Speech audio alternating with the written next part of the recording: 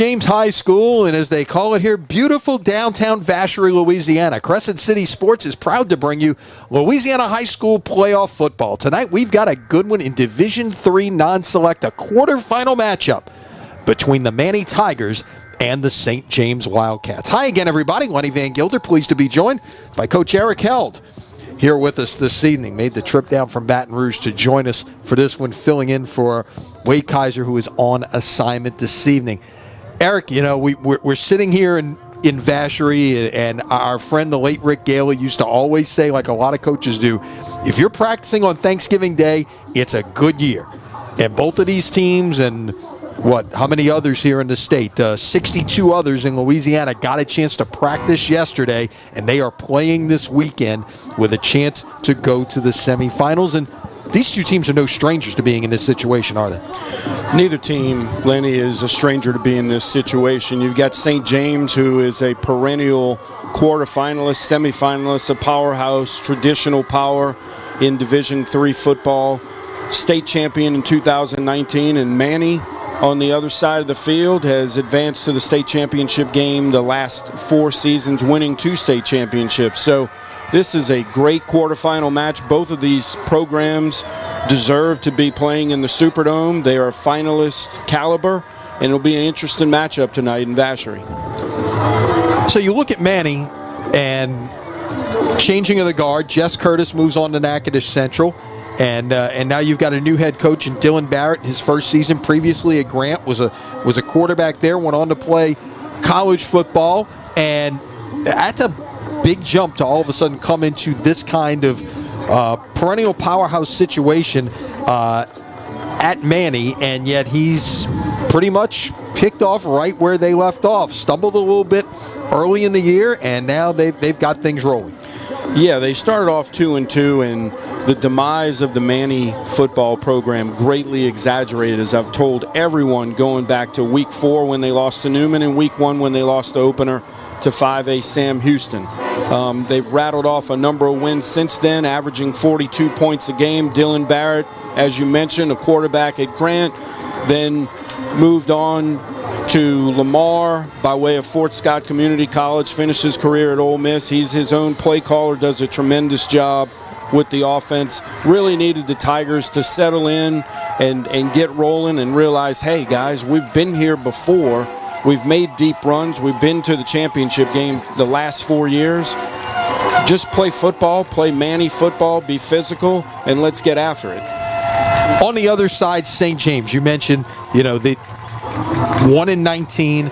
They were in the quarters in 20, got knocked out in the second round in 21. Last year, got to the semis, had to go to Manny, and got beat 32-13. In fact, both of the wins that Manny has had over St. James in the last decade, they've gone on to win state championships those years. So something to keep an eye on if you believe in such trends out there as you look at this. Whoever has won this game in the past has gone on to win a state championship, as the fireworks go off here in Vacherie as the St. James Wildcats take the field. You got to love the passion and the show for high school football in the river parishes, don't you? It's a great atmosphere here, as well as everywhere in the river parishes. Speaking of river parishes, right across the river, Lutcher's hosting a home playoff game, and St. Charles Parish down the road in Laplace. So some great football here every year in the river parish. Some great coaches. Levanta Davis, no stranger to being a great coach, took Scotlandville to the Superdome in the Division I Select Finals back in 2016. Was on the staff here with Robert Valdez, and has just done a great job as the head coach, taking over St. James in his second year here, leading the Wildcats. Yeah, he's 19-4 in his second year, and was obviously very successful as well at Scotlandville. They got a big 1-2 punch on offense in quarterback Braden Williams, who's thrown for over 2,200 yards, and wide receiver Kobe Brown, who's caught about half of that, 1,143 yards on 65 catches with 15 touchdowns. When those two guys connect, it's something special. We got a chance to see St. James here Week 10 against E.D. White.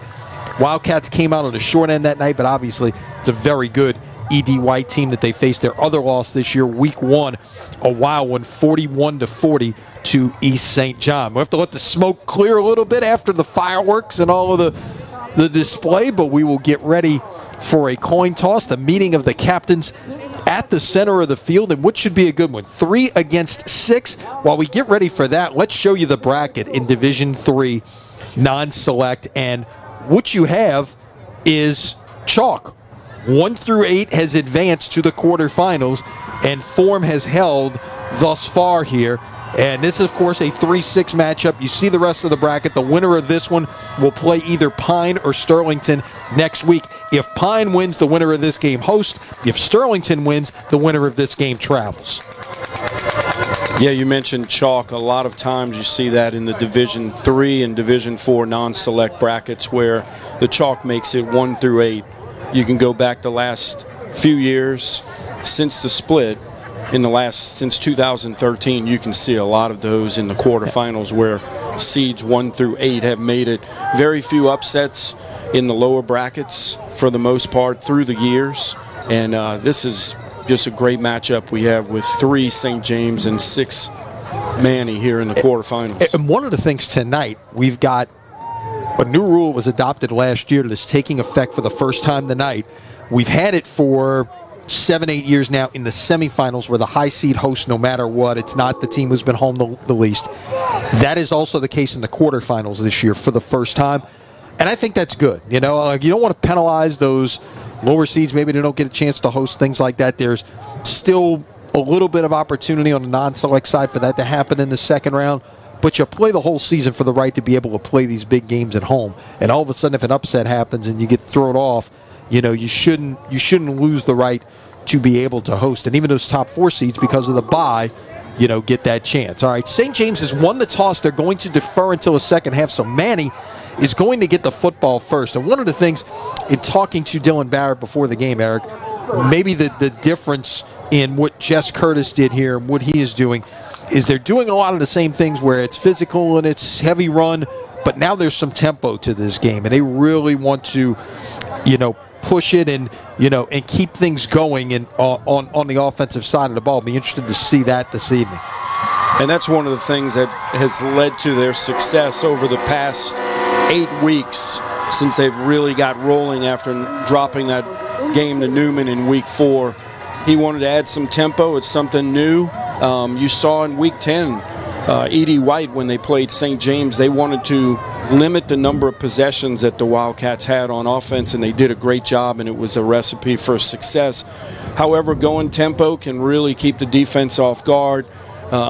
St. James does use a few guys here and there on both sides of the football, so you look at a fatigue factor, but it's week 13 here, and no fatigue if you want to get to the Dome in 2 weeks. No doubt.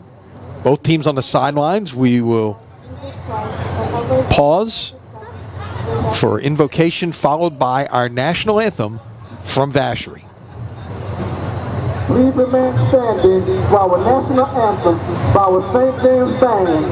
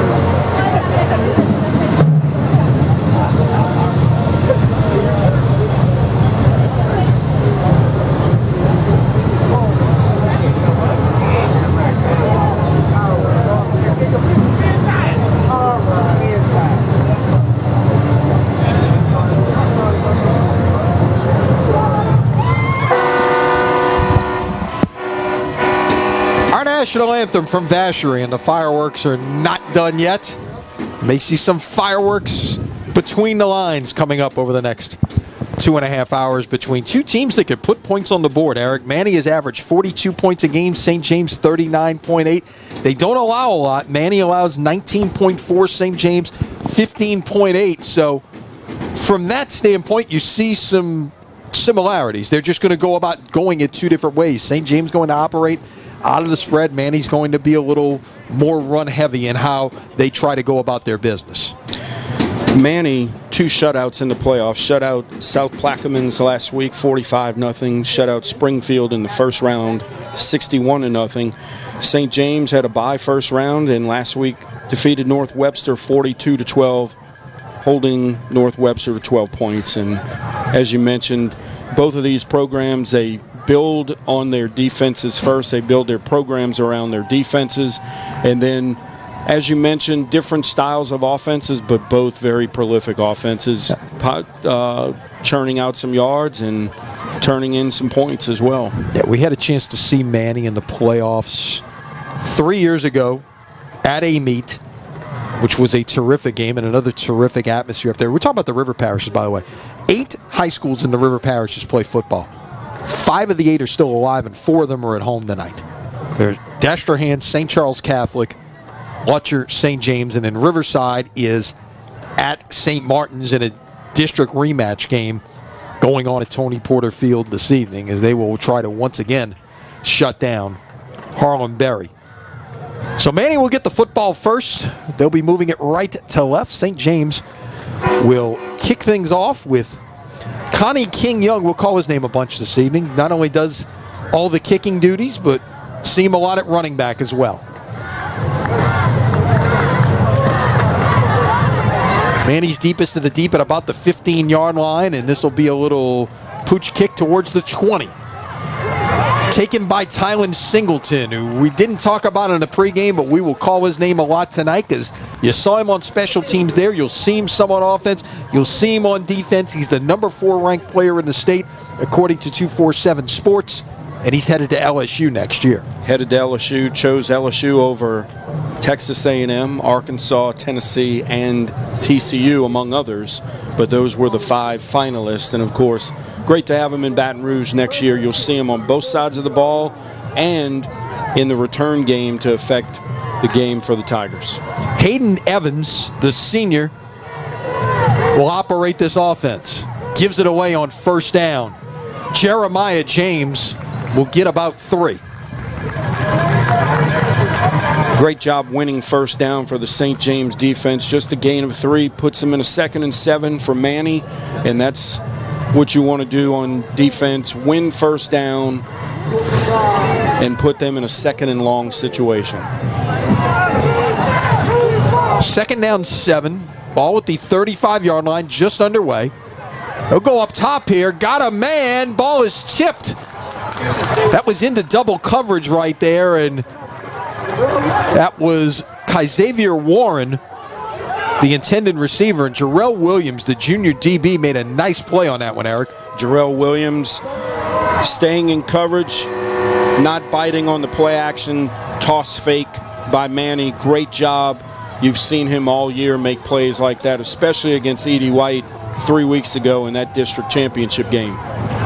3rd and 7 at the 35. Got to get it to the 42 to keep this opening drive alive. Skill players looking to the sideline to get the signal. Just 2 on the play clock here. I don't know if they're going to get this off. I'm not sure they did. I guess they did. And that was a lateral, and Singleton is brought down in the backfield for a loss of 2. Let's see, I was wondering if they stopped it beforehand for delay of game. And that's one of those things when the play clock says 0, at that point the officials look to see if the ball is snapped. So you've really got about another half a second to do that. Looked like Singleton was favoring his right knee there, kind of stumbled as he was catching the football, went down, kind of limped off. Let's see what that does for him coming back on defense. So 3 and out for for Manny on the opening drive. St. James with the stop.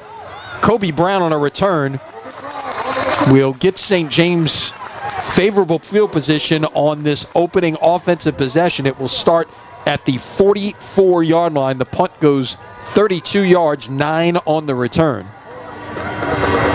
Good coverage from Manny, good kick. We'll see what St. James comes out here.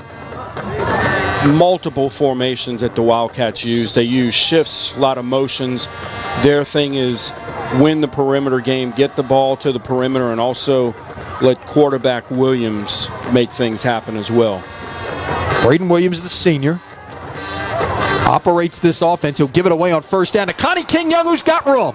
45-40, out past the 40 to about the 39, a gain of 17, and that was a great scheme right there to open things up on the right side, Eric. Great way to start things on first down. As we mentioned, a lot of motion, a lot of shift there. Great run by King-Young, who, as you mentioned, is also the kicker. This time he lines up in a slot. And Brown was in the backfield. Now he'll motion out, and they'll find him in the flat here. Beats a man there, 30-25. Ball was fumbled, but it went out of bounds at the 22-yard line. So a gain of, let's call it 17. That's one thing you'll see St. James do with a number of players on their offensive roster. Line them up in the backfield, motion them out either to the slot or motion them out as they did there. Ball snap, send Brown to the flat, hit him. Well, you're hopeful of getting a safety or a linebacker in coverage there in that situation. Now we've got 5 wide receivers, 3 to the top of your screen, 2 to the bottom. The ball at the 22. Williams throws it left flat. Oh, that was nearly intercepted, as that was read perfectly by Kedrick Gozy, the senior cornerback. And if that was about 3 inches higher, Eric, this might have been 6 the other way. Almost a pick 6 there. Dropped it, but when St. James is in empty, as they were on that, they're going to look to do 3 things. Williams on a quarterback run, 2 screen game, as we saw right there, or 3 a quick throw so that they don't put their linemen at a disadvantage in protection.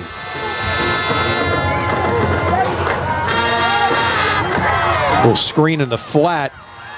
That is caught. I wasn't sure if that was a catch or not here. Maybe they called it incomplete. Let's see. I believe they may have called it incomplete, and they did. You get another look at this one, and I think this one was taken off the turf. So 3rd and 10 at the 22. We got a personal foul roughing the passer after the play. That's a huge play. Instead of 3rd and 10, now it's half the distance to the goal. And it'll be 1st and 10 at the 11-yard line. Huge play for the Wildcats there, picking up a first down by way of penalty. Their first 2 snaps, they picked up first downs. Now they get their 3rd first down on the drive by way of penalty. They moved 21, and I'll get this name right, King-Young, across the formation, slipped him out, tried to throw a screen. We've seen that a number of times this year with St. James on film.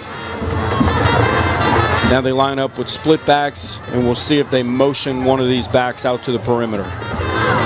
See, Brown is to the near side, and then they're going to motion him out. Fake it to give, and the quarterback runs, and into the end zone, touchdown. 11 yards for Braden Williams, and St. James strikes first. Great drive for the Wildcats, 56 yards for the Wildcats, and one of their MOs on offense is to put the ball in their best athlete's hands, which is Braden Williams. A zone read, keep play, get him on the perimeter, touchdown, real simple. They were on the swinging gate here, and now they'll bring everything around. And is this going to be a kick? No, it's going to be a pass. King-Young to the offensive lineman, I believe that is. Or no, a fullback, I'm sorry. That was Nick Chopin, who's a defensive lineman and tight end. makes the catch for 2, and it's 8-0. Well, that's the thing when you're running back as a kicker. You got a guy who's used to having the football in his hands, right? No doubt, Lenny. And if you watch that, the kicker never moved into position. He just stayed in there and took a snap, and nobody's out there covering number 35. Well-designed. Well-designed. They never covered. And here's the thing on PAT defense, you've got to take into account all the different things that they can do out of the swinging gate. And if that takes 10 minutes extra of preparation and a walkthrough or showing film, that's what you've got to do. You've got to show all the different possible fakes that they can run off of that. And as you mentioned, King Young, the kicker, is also the running back, lined up 4 yards deep from the snapper. They didn't cover Chopin, who is the left end on the field goal extra point team. Didn't cover him. Simple. Get 2 easy points up, 8-0. This is going to take Singleton back to around the 10-yard line. Brings it up the middle, and he's brought down at about the 24, and that's where Manny will begin possession number 2 here. Down 8-0. King Young, very valuable for this team. He's also the kickoff specialist as well. And his first kickoff went to the 21. This one, he hit it much better. It went to the 10. Caught Singleton off guard, had to retreat to the 10. Great coverage by the Wildcats. Well, and the thing that does, too, now if you got to back up, then you never know if you might be able to drop one in there in terms of,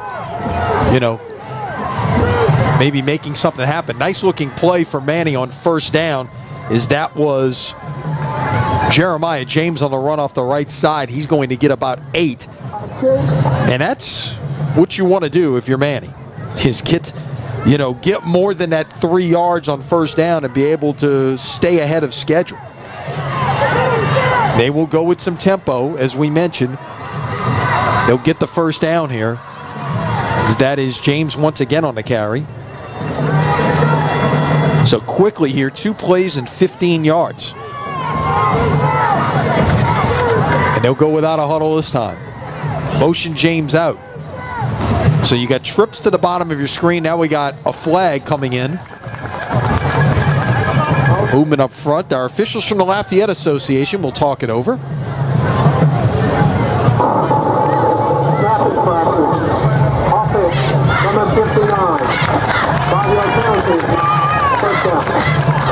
Snap infraction. Basically, the center moved the football before he snapped the ball. Getting a little excited there. Part of tempo, you've got to live with that, understand that's something that can happen, and then you just got to overcome it. It's 1st and 15 here. So you're behind the sticks, and once again they will motion James out and go back to a trips formation at the bottom. Now motion the wing back, and this is a quarterback run all the way, but not much doing for Hayden Evans. He might have got 2. And they motion the back out to trips to their left. And offense is what they want to do in empty. Well, we had to check that. There was a flag on the play, so wipe out the play. Let's see. They marked it at the 31. I'm not sure what the call was, that it was 5 yards at the spot after the spot. It really should be at the 29-yard line right now if it was something pre-snap. So it's 1st and 18 at the 31. This time they give it away to James, and he will get about 3. Split flow zone there where you take the H-back on the right and bring them across the formation, try and affect the eyes of the linebackers, get them to move, and hopefully your linemen can secure the blocks up front and then get up to the linebacker level. So it's 2nd and 15 at the 34. These are not the down and distances that Manny wants to be in necessarily. Fake the toss, down the same pass, incomplete, in and out of the hands of the tight end, Jackson Foster, who just took off down the seam that time and was open for a moment but just could not haul it in. Yeah, that's something they wanted to come back to after the first series when they tried the same toss fake on play action and hit him on the seam in between that linebacker and safety level. Just has to come down with it. So Manny 0 for 1 on third downs. Trying to do something here. And in trouble. Ball is out. And the Wildcats appear to have the football. Let's see what the call is.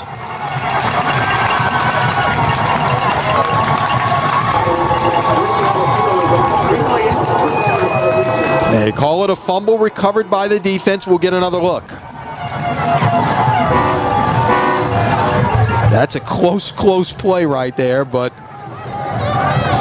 in any case, St. James will come away with the football. DeAndre Vito, the senior linebacker, makes the play, the recovery, and St. James has a short field to work with at the 28-yard line of Manny. First, there's not many 3rd and 15 play calls on your call sheet as an offensive coordinator. Looked like it came out a little bit before his knee hit the ground. I think they made the right call. St. James, great field position.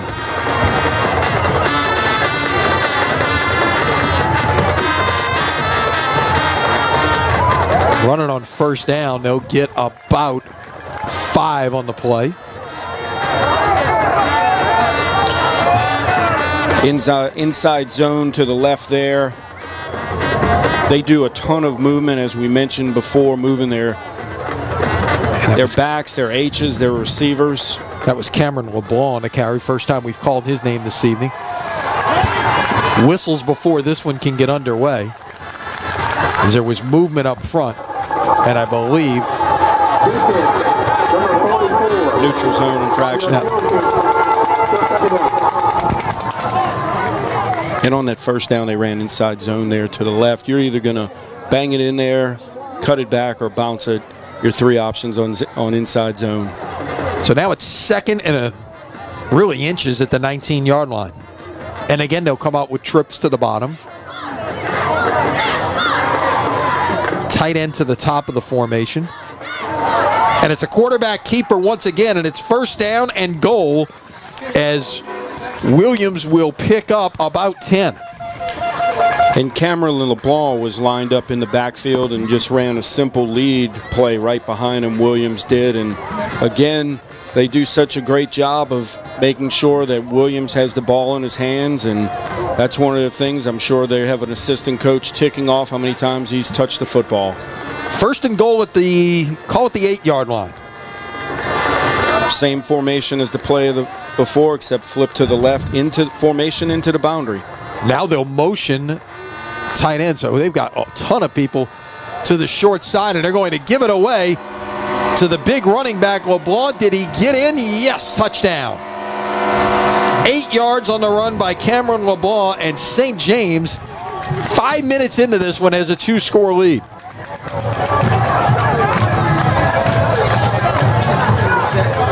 And they just ran a zone play with LeBlanc there for the touchdown.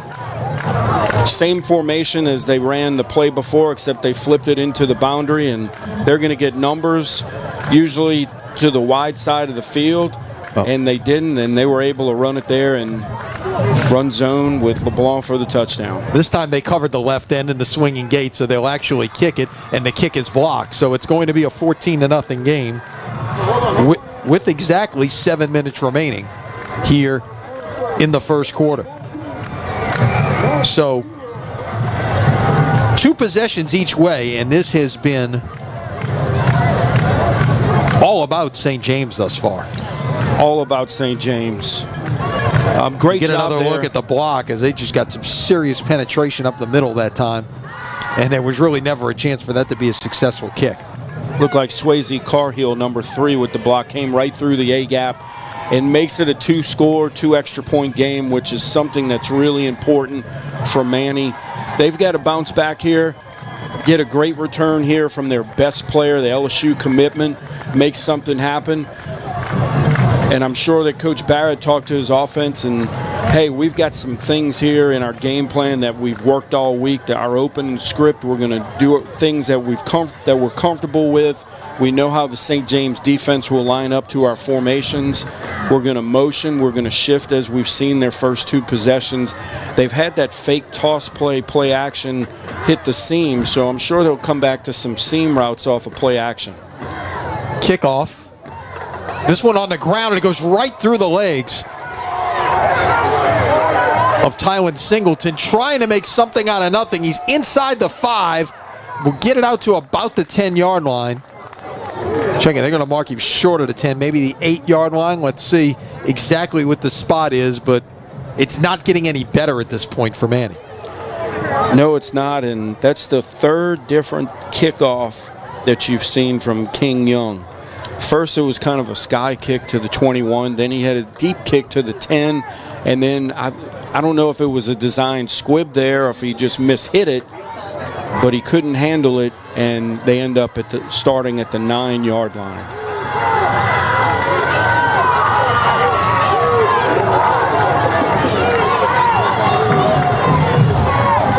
So Evans in the offense taking over inside their own 10-yard line. Play action pass is incomplete. That was just low in the direction of Warren.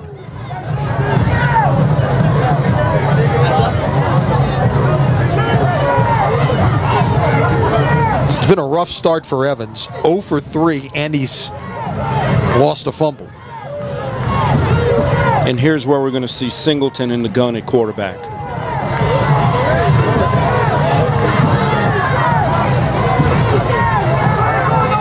Keeping, and he will get about 5. You mentioned it there, and look, we see this in this neck of the woods, particularly in the river parishes, right? You take your best player and you put the ball in his hands. How many times have we seen East St. John do it? You've seen Lutcher do it. Last year with Lunch Winfield. Exactly, how many times did everyone in the park knew he was going to run it? He's in the shotgun. It's single wing football. So it's 3rd and 5 at the 14. Got to get it to the 19-yard line to keep the drive going. Whistles before this can get underway. It may be a St. James timeout. It is. St. James takes their first timeout. And this is good use of a timeout. 6:11 to play here, as you see, in the first half. It's a St. James timeout. But it does give us a chance to tell you that tonight's coverage on Crescent City Sports is brought to you by the Lamarck Motor Company in Kenner. Lamarck is a brand new location at 6121 Jefferson Highway in Harahan. Lamarck Crescent City Ford Trucks. We can't wait to see you there. Our thanks to Ronnie Lamarck and Ronnie Jr. and the entire team at Lamarck Motor Company for their support of high school football here on Crescent City Sports. Week 13, we are just 2 weeks away from being about 45 minutes to an hour down the road in the Caesars Superdome for 8 state championship games. The winner tonight will be 1 game away from getting there. Looking forward to that. Always a fun weekend. Great use of the time out there. Hey, we've seen this on film with Singleton in the gun at quarterback, and then just remind them the different plays that they can run. Specifically, what runs are they are out there on the menu? Now they look to run it to the left side. Singleton is going to get the first down, but he's going to be bottled up not too far beyond that at about the 22-yard line. Good job. Basically, it's an outside zone play, what it boils down to, and you want to continue to stretch them horizontally as they did, block at the point of the attack, which they did a great job of, and then just let him do his thing and make guys miss. We go back to Evans at quarterback here, and they will give it away to James for a gain of about 1.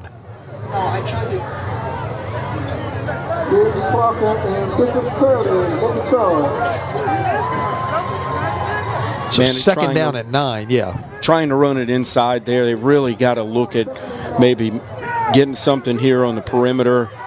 They did a great job getting out of the shadow of their own goalpost with Singleton at quarterback. And now they'll bring everybody in tight here on 2nd and 9. And Got a little something going there right at the sticks that time. Was Jeremiah James. Let's see exactly where they spotted as that was Williams and Gary White in on the tackle. They marked it a yard short. It's about a half a yard short. It's going to be 3rd and 1, and they'll run it once again. And again, they go very quickly when they want to with James, and it's a first down. 2 first downs, moving the ball out of the shadow of their own goal post. First with Singleton at quarterback, and now on 2nd down, got that 8-yard gain on buck sweep, which they ran on the first series, had some success with it. They're going to come back to it. Once again, James, for the 4th consecutive time, gets it out to about the 42-yard line. Looked like power there with the backside guard pulling. Number 7, James there, cutting it back. You don't want to cut back power because everyone's blocking down, and that's where the defenders are. Stay in the play side A gap and get vertical. End around this time. And some room to run, but it's quickly bottled up at the 48-yard line, as that was Xavier Warren on the end around, and that was Zaquan Ackland, the senior DB, making the tackle, staying at home. It's a gain of 6. You've got a fast-flowing defense with St. James there, with Parker and Preen, the linebackers, and Williams at free safety 0. Williams missed the tackle there. Ends up being a nice gain for Manny. So from the 48, trying to go up top. Pass is caught. First down. That's the first completion of the night for Evans. It goes to Trevor McClendon, the senior. We'll see him some at running back, some at wide receiver, and they'll once again go with some tempo here without a huddle. Put it down at the 38-yard line. It's a gain of 14. Good tempo play. They're catching St. James off guard a little bit. You don't allow teams to sub either. That's one of the things with that, as James off the left side will gain about 2. And that's one thing that you go tempo when things are kind of stagnant, things aren't going well for you. Throw that in there, go faster, go faster. It helps your guys because you practice it over and over and over again, and mainly the opposing defense sometimes has trouble adjusting to it. Give it away straight ahead to James. They kind of used Singleton as a little eye candy on that play, trying to cause a distraction. Gain of 3, and it's 3rd and 5, and this is certainly 4-down territory for Manny right here. Certainly being down 2 scores. Sure, they could take the field goal. However, being down 2 scores, you got to answer. They've got Singleton on the field, their best player. They send Evans off. So Singleton should be in the gun here at quarterback. And he'll have James alongside and everybody else in tight. Now they'll bring everybody that side. And Singleton will look to bounce it outside, and does. And he'll get the first down and more. That's just sheer athleticism right there. There wasn't a lot there, the way the play was designed. He just put a stiff arm and moved his way to the outside and turned that into a 13-yard gain, Eric. Sometimes it just comes down to having the best athlete on the field. That's what we saw there. Nothing doing in the tackle box. He just bounced it out, and it was playground football there. Now it's Warren getting it out, but there's a flag down that gets it to about the 13-yard line, but I believe this is coming back.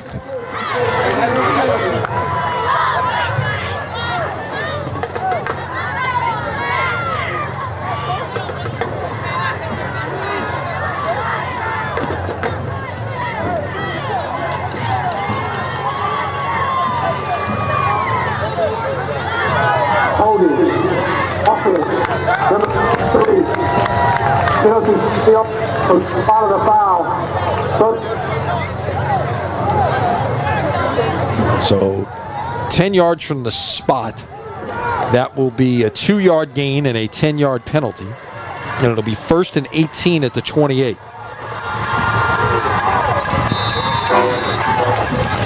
So again, we talk about it. Manny doesn't want to operate behind the chains based on what it is that they're doing. Makes things much more difficult. A lot of teams can overcome it easier than others. James on the carry, nothing doing right there. Split flow zone for Manny. St. James, they see that in practice every day when they go good versus good.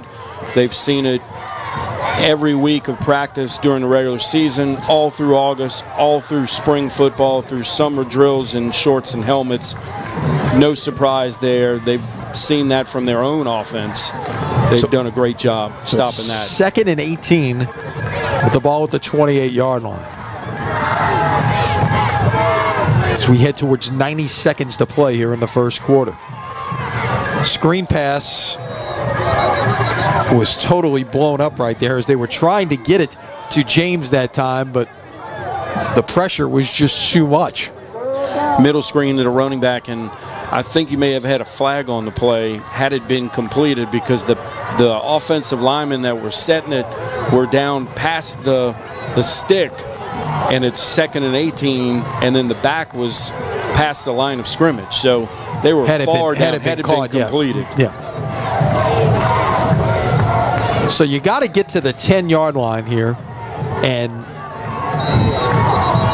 whistles before this one can get underway, and I believe it's a timeout, Manny. And it is. So each team has used a timeout here on this drive. And this has been a great drive by Manny.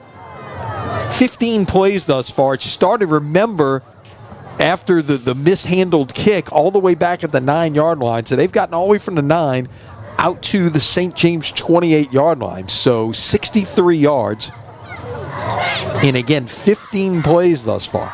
They've done a good job inserting Singleton there with their backs up against the goalposts in the end zone with Singleton wildcat quarterback plays. Yep. Got him out, and then a steady diet of Jeremiah James really moved the ball down the field. And then you went back in a big spot to Singleton, who turned nothing into something. A 13-yard gain that got it down to the 20, but a penalty has kind of set this thing back, and it's right now 3rd and 18, the ball at the 28-yard line. And they've done a good job gaining some momentum, using tempo. And as we saw again, Singleton with that playground sweep play when nothing was doing in the tackle box and bounced it out. They'll move guys around here. They'll have to get reset. Stepping up in the pocket, firing, pass is incomplete. That might have been a first down. As J.C. Hendrickson, the wide receiver, was all alone at the 15-yard line, and you have to believe he might have gotten to the sticks right there. Yeah, he was close to the sticks, and unfortunately dropped it. You get another look here. Steps up. Yeah, just not quite where you wanted it, but you have to believe a good pass that would have gotten to the 10-yard line would have been 1st and goal. So now 4th and 18. And again, you're kind of in no man's land right here. You got to go for this. Got to go for this. I'm surprised looking for number 2 to be on the field here on 4th and 18, your best player.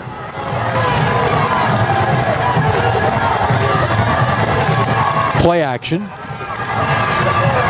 Evans rolling, firing across the grain. Let's see if they call us an interception or not. They're going to say no, it hit the ground. And that's actually a break for St. James right there, because now the ball will come back to the 28-yard line.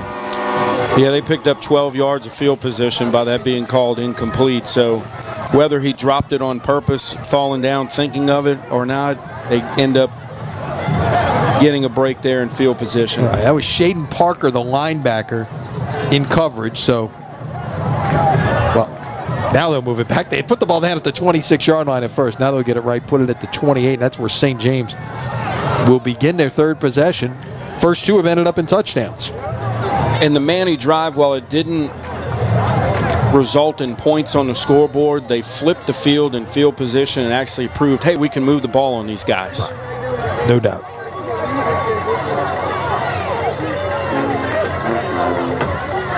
End around, Kobe Brown. Nowhere to run. He's going to try and make something out of it, and does get something out of it, and is brought down after a gain of about 1. Thought might get a flag for a late hit there, getting dragged down perhaps on the white, but look, there's nothing there here. And he turned something, or I should say a little bit, into something. 1 yard on the play, or check it, 2 yards. It's going to be 2nd down and 8. St. James does a tremendous job with the different personnel groups they use, moving skilled guys around on offense, using them in the backfield, motioning them, shifting them. They do a great job. And there's movement up front, and I believe this is going to be offside Manny.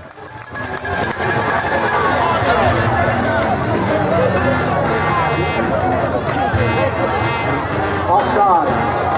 Defense. Number 5. 5-yard penalty. Take it out. Jonas Hendrickson is called for crossing into the neutral zone. And it's 2nd and 3 now at the 35. That changes the scenario. 2nd and 8 to 2nd and 3. Give it away. 1st down and more. As Connie King-Young broke a tackle and turned it into a 12-yard gain and a 1st down. Really impressed with this young back. Young, again, split flow zone, and then what St. James did was also had a back in pitch relationship where they have to honor Williams to keep, and then also the pitch back. It's basically triple option with a split flow zone look to really mess up what the linebackers see. They're doing a great job with it. Give it to King-Young once again, and he's got room to run on the outside. 40, 35, 30, 25, 20, 15, 10, 5, touchdown. 53 yards for Connie King-Young, and St. James has made a big first quarter statement. Huge first quarter statement. 3 offensive drives, 3 touchdowns. Inside zone play that bounced outside. Great run. The most impressive thing on this was, and it shows you how great of a teammate Braden Williams is there with the effort play, trailing King-Young from 10 yards behind and ending up shielding a defender that could have possibly made a touchdown save and tackle. That's awesome when you see that great effort from your quarterback and celebrating a touchdown from his teammate. That's awesome stuff. Well, you run for 53 yards. Now get back there and kick the extra point. On the way, and it is good. And your new score with 23 seconds to play in the first quarter is St. James 21, Manny nothing. Something a little extra about Braden Williams. Recently passed the 5,000-yard mark in his career, 50 touchdowns. But even more impressive, he was recently named Student of the Year for St. James High School. Absolutely. So here's something else that's impressive. St. James has had it 3 times. They've scored 3 times. The drives have taken 55 seconds, 49 seconds, and 53 seconds. Add that up and you got less than 3 minutes. You got less than 3 minutes. They haven't had it more than a minute in any one time. We'll get to some scores at halftime, Eric, but I got to tell you, remember, the home teams are all the high seeds tonight. There's no, craziness about who might end up, being a home team. There's quite a few road teams up early this evening. I was ready to ask you, with that, were you kind of hinting that the home teams or the high seeds were ahead? No. And you got an 18 seed in Rummel with an early lead at St. Paul's 7-0. You got Central of Baton Rouge going to Dutchtown. But Central's also at 18, I believe, leading 13-0 in the first quarter. This kick out to about the 20-yard line and room to run for the LSU commitment and trying to make something happen. He's going to flip this field position. Tylen Singleton takes it out past the 40 of St. James, and the Manny Tigers have themselves some field position to work with. Great return by Singleton. You see why hold everything. Holding. We got a flag down at the 32-yard line. That was a great return by Singleton, but Manny has shot themselves in the foot consistently here in the first quarter with penalties. Consistently. 1, 2, 3, 4. That is 6 penalties in the first quarter. Tough to win, 6 penalties. To 0. I don't think St. James has committed a penalty. I believe you're right. Tough to win a game when you've committed 6 more than the opponent through the course of a game, let alone in first quarter. That's a killer. Again, what Coach Barrett has to do, don't look at the scoreboard here, guys. Remember that drive we just put together, and also the seam ball that was dropped, the deep cross that was dropped on 4th down or on 3rd down. We've got some things in our arsenal that we can use. Just trust it. On 1st down, Jeremiah James will get maybe a yard or 2 on what may be the final play of the first quarter, and it is a first quarter that has been all St. James Wildcats. A 3-6 matchup here in Division III non-select, and you wouldn't know the seeds were that close by the first quarter we just saw. After 1, St. James 21, Manny nothing. You were watching high school football from Crescent City Sports.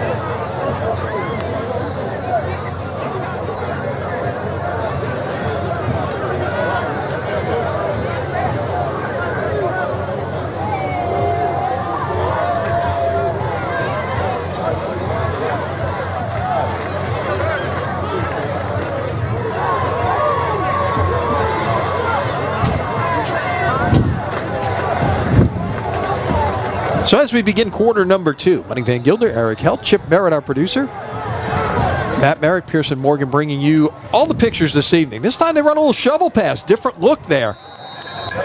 On 2nd and 8, that was the tight end, Mason Leach.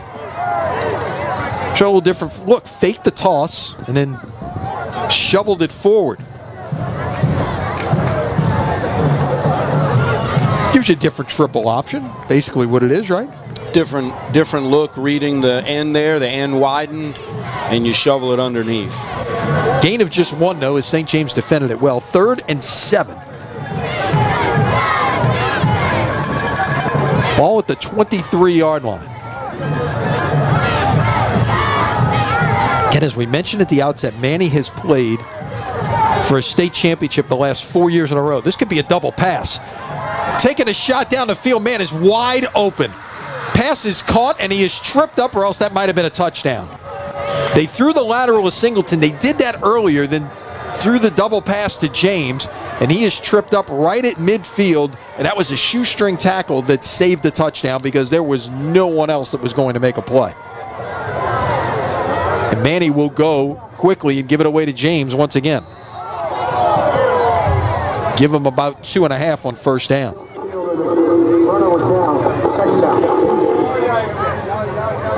James has carried it 12 times. He's also now caught a pass. And nice play to set up that 1st down, too. You knew with Singleton motioning, he was always getting depth in his motion out of the 2-back set when he lined up at running back. That was something that was coming, the double pass. Yeah, we saw that in the first series, and that was the play that he slipped and fell on in the first series of the game. Nowhere to go after the play fake, and brought down in the backfield is Hayden Evans, and that was Adrian. Well, we got a couple of guys back there. Adrian Preen along with Nick Chopin meeting at the quarterback. It's a loss of 5.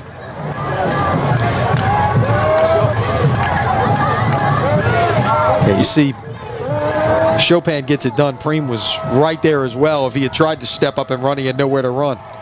Manny on the naked there. Nothing doing there. Up front, St. James is really dominating up front with their defensive line. Tremendous size up front with their 4-man front here. Outsizing Manny up front. pass incomplete, thrown in the direction of Xavier Warren, and it's going to be 4th down and 13. That's one of their go-to concepts with the out route for Manny that they've had some success on. It looks like they're pondering going forward on 4th down. I mean, you are at midfield. You're down 3 scores already. Is it? Got to go for it. Is it too soon to just give it a shot? Let's see. Not a bad idea. Well, either way, you can punt and pin him here. Oh, we got an ineligible man downfield. There we go. Which, let's see, they're going to decline that. So put it back down at the 47-yard line, 4th down and 13.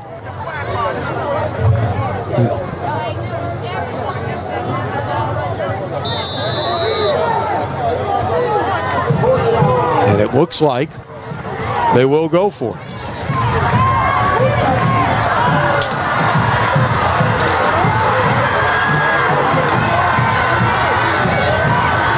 Manny sideline was screaming for an offside. You saw, now maybe it's a quick kick coming here. Exactly. And it is. Nicely done, too, I might add. Let's see what kind of roll they get. It's a good one. It will roll dead at the 24-yard line. So took the back out of the backfield, shifting him to a wing, and then just let Hayden Evans quick kick it. Good call there. Show that you're going for it. St. James was in a four deep shell there, and go ahead and quick kick it over him. I've seen some shanks out of that situation too, but they definitely. But you've also got nobody back. You get the right roll, you got a chance to pin him back deep in that situation. And no return. And again, you almost got St. James defensive lineman, I believe that was Vito on the far side, to jump offside there. Now it would have been 4th and 8 on the other side of the 50. Maybe you think about going. Quarterback keeper, as Braylon Williams will get about 2 on 1st down. That's something. Look for them to come back to that where they motion Brown out of the backfield. They really had the edge there to the perimeter. That's something they're going to go back to. St. James has done a tremendous job, as I've mentioned before, using their offensive personnel, formations, shifts, and motions. I really like how they shift and then they motion. You don't really see that a whole lot. Single back who will now motion out to an empty backfield.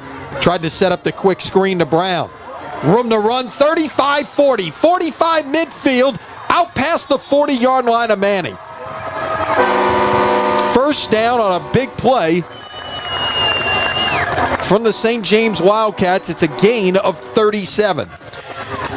St. James, they lined Brown up outside on the line of scrimmage, but prior to that, he and the outside receiver switched. Then they motion the single running back out to the right, and they've come back to the boundary with the screen. He does such a great job setting it up and getting back outside on the numbers. Huge game.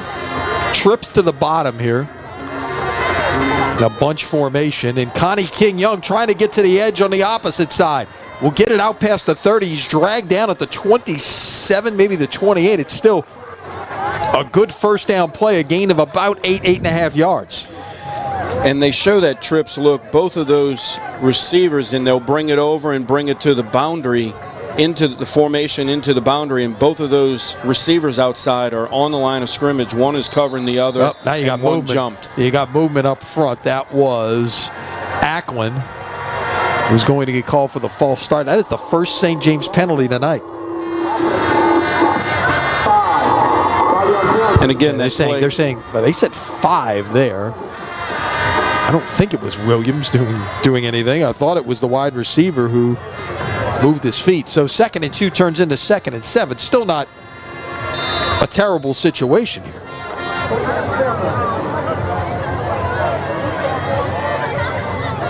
And 1st down was inside zone, cut back.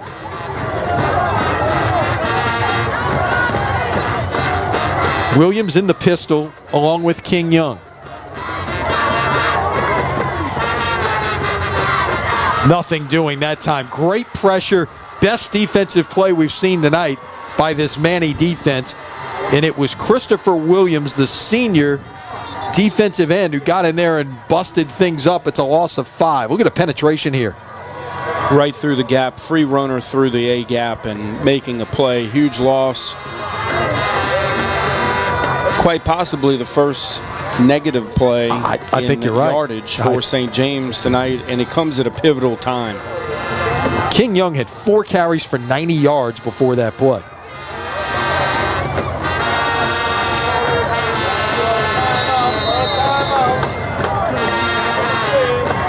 Timeout St. James with 7:09 to play in the first half. Gives us a chance to remind you that tonight's coverage on Crescent City Sports is brought to you by Rhino Shield Mid-South. Tired of painting year after year? Go Rhino. Rhino Shield resists chipping, cracking, flaking, or peeling, and is backed by a 25-year warranty. Get your free estimate. Visit rhinoshieldmidsouth.com or call 833-233-7181. Our thanks to Kevin Mamahat and everyone at Rhino Shield Mid-South for their support of high school sports here at CrescentCitySports.com. I know Kevin's a happy person tonight. His son Garrett, part of the Tulane football team that won again today over UTSA and will host the American Athletic Conference Championship game next Saturday at Yeoman Stadium.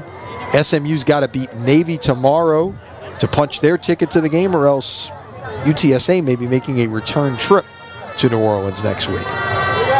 And 2 coaches there, programs you mentioned, Tulane and SMU. Willie Fritz with Tulane, Red Lashley with SMU, both hot commodities in the coaching world right now, being mentioned for quote-unquote bigger jobs. But Jeff Traylor at UTSA as well. Traylor at UTSA, but hey, who's to say Tulane's not a big job? Well, it might be the best job in the group of 5 right now.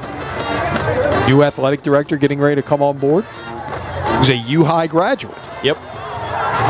Pass is in and out of the hands of Kobe Brown. It took a shot downfield. Brown was in one-on-one coverage, had his step on his man, but just could not haul it in, and it's 4th down. Nice ball by Williams. Good release by Brown, and then late adjustment. Sometimes you'll see those receivers adjust early, and it'll bring the defender with you, but he adjusted late and got separation from the corner, just needs to haul it in. Well, Connie King Young, we mentioned he does it all, right? Now he's back in punt formation. What has he done tonight? He's run 5 times for 85 yards and a touchdown. He's thrown a 2-point conversion pass. He's kicked an extra point. Now he's going to punt for the first time tonight. Handles a little bit of a high snap. Wait, now he's going to run it because of the high snap and might have made it back. He didn't make it back to the line of scrimmage. Big break for Manny there. The snap was a little high. Something like that as a punter. He's a young guy, sophomore, first year punting. Saw the pressure coming. Go ahead and one-step it and get rid of it. And if you happen to shank it and goes off the side of your foot, well, they've still taken over at about the -30. And that just comes with experience.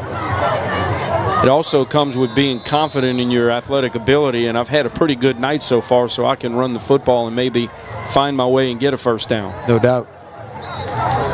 Gain of about 5 or 6 on first down by Jeremiah James. This is a big series for Manny. They've got to get something going here, don't you think? They've got to check that. It's a gain of 3 on the play. I'm sorry. 2nd and 7. Got to get something going. And again, the series before last went from when they went from the -9 to inside the 30-yard line. That's something that they can fall back on and say, hey, we've had success against these guys, and we've got to use what helped us get down there. They've got to find a way to get Singleton involved on offense. Yeah, you want to find a way to get to the locker room and maybe make this a 2-score game. Feel good about things, if you will. Quarterback keeps it. This is Singleton lined up at quarterback, and he will get a couple, and it's going to be 3rd down and 5. He pulled off the zone read and kept it into the boundary, and great job by St. James pursuing the football. I can tell you they probably used one of their skilled kids to emulate him on their scout team offense and ran that a number of times, and so they've seen it.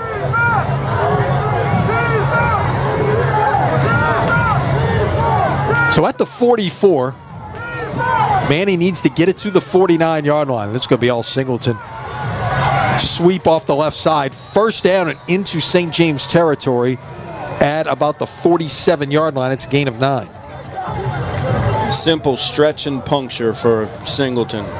Stretch him horizontally. When you see that gap, puncture it downhill and get what you can, get the first down.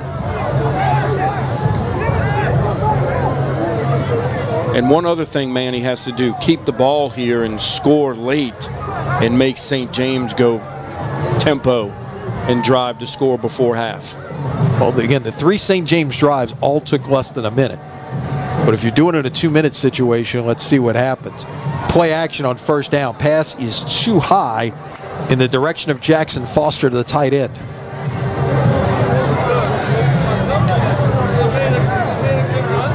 First things first, though, you got to get to the end zone. Yeah, that's the first thing you got to do.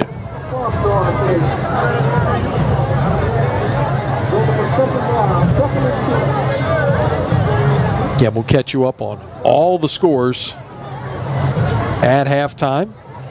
Meantime, feel free to pay a visit to CrescentCitySports.com and check them out as well. Wildcat defensive front's been very impressive.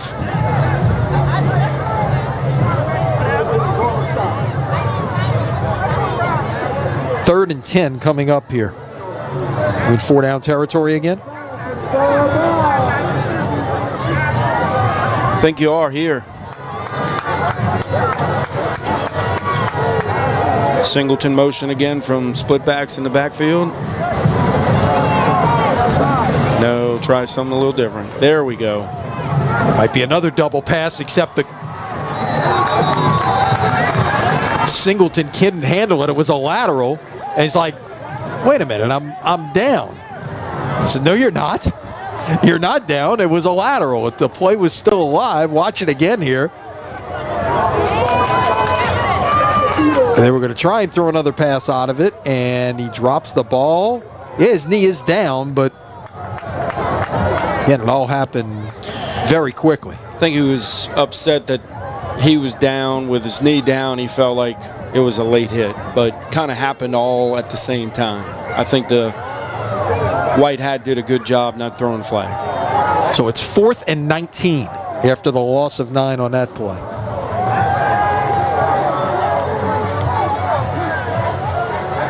And fair catch at about the 28-yard line, and that's where St. James will begin this possession with 3:50 to play here in the first half. Also got a special treat coming up for you at halftime. Of course, we mentioned his name at the outset. We can't come, our crew, Crescent City Sports, can't make a trip to Vacherie and not be thinking of our late, great friend Rick Gaille. And a couple of weeks ago, Rick was inducted into the University of New Orleans Athletic Hall of Fame. If you don't know Rick's entire story about his career, stay tuned. Our colleague at Crescent City Sports, Ken Trahan, spoke in the video, and you'll hear a lot of what he had to say, and it's really good stuff.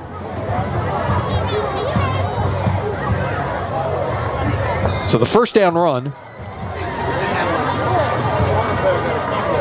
that was LeBlanc on the carry. We'll get a couple.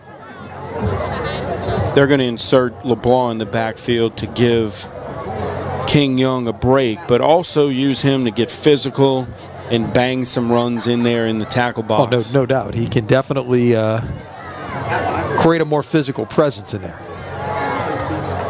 King Young is in now. It's a design quarterback run all the way, and about 4 yards on the play for Braden Williams. Very similar to how Manny used Singleton with the stretch and puncture there. He read flow from everybody on the Manny defense to the outside, and then he just cut back and found the seam, punctured the defense, get what you can there, get upfield, and now you're looking at 3rd and 3, which is very manageable. Movement up front, and once again, Manny shoot itself in the foot right here, and it turns into a St. James first down. One thing we haven't talked about were the two twin towers at right and left tackle for St. James, with Deuce Williams 72 and Jermaine Mitchell 75.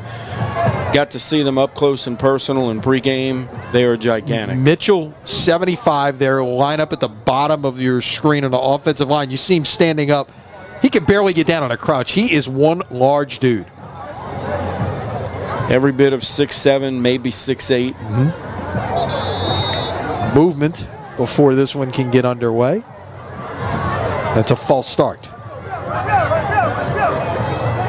So now it's 1st and 15 at the 36. I mentioned those road teams. A lot of them getting it done this evening. John Curtis with a lead. Rummel with a lead. Zachary with a lead. Central with a lead. Turling's Catholic up 28-7 on E.D. White. Which is not far from here. No, just down the road again. We had that E.D. White St. James game 3 weeks ago here in the regular season finale. Down the sideline, in and out of the hands of Kobe Brown. And if he brings it in, that's going to be 6. He had at least a step and a half on the nearest Manny defender. Special receiver there in Brown, who, as you mentioned in pregame, has at least half the receiving yards from Williams on the season.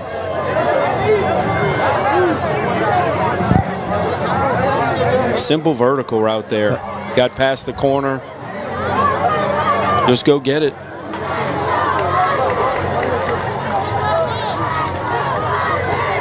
It's time to run the screen to this side, and not much doing as Jakias Villanueva, first time we've called his name this evening, called it a bunch in that E.D. White game. They were using him a lot. This goes for no gain. Yeah, Villanueva, as you mentioned 3 weeks ago in Week 10 versus E.D. White, a big part of their offensive game plan, and has been this year just an example of how many different offensive skilled players that St. James uses in their different personnel groups and formations. Manny get a stop here. Perhaps they can call a timeout and try to put something together in the 2-minute drill. Down the field into double coverage and overshot. That was intended for Trenton Esther. And we got a whistle here. Let's see. We got an injured Manny player back at the 28-yard line. One of the linemen, that is Swayze Carhill, a defensive end, 6'3", 230-pound senior.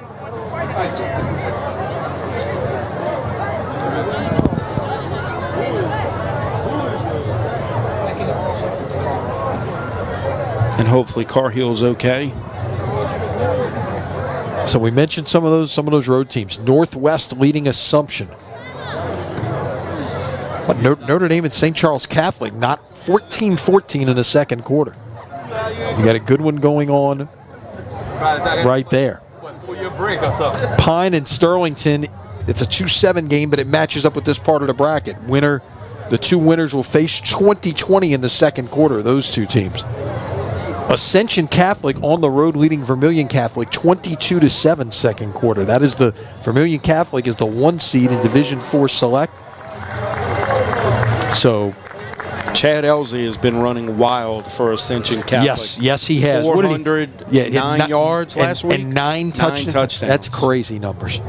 It's like video games, right? And Vermilion Catholic head coach Brock Prejean talked to him by text earlier in the week, and he sent me a video clip of Elsie, and he was in awe of his balance and his vision and his speed and ability to make the first defender miss, and it's kind of uncanny at that level.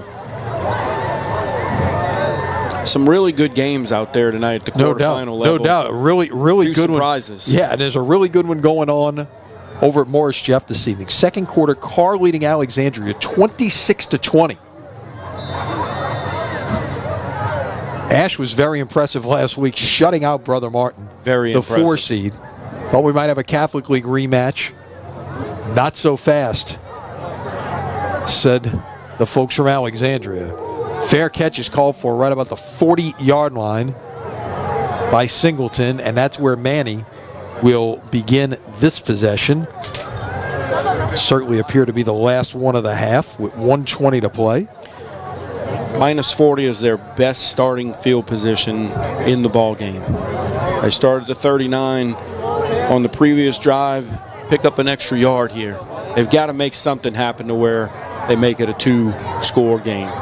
They've got to this drive. They've got to get number 2 involved with maybe a and you've got to look to throw. Yeah, something. Exactly. Now you're going to line him up in a slot here, bottom of your screen, because again you want to be able to throw the football, and obviously that's going to come with Hayden Evans at quarterback.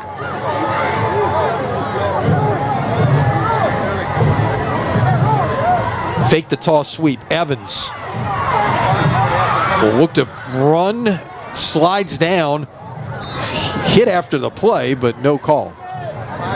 And I'm not sure that was anything there. That was just two guys running to the football when he slid down. So they'll have to go with some tempo here. The clock will tick under a minute. And I thought he might have run out of bounds. If he'd have kept running, yeah, I think he does get out of bounds, and he slid down. Clock.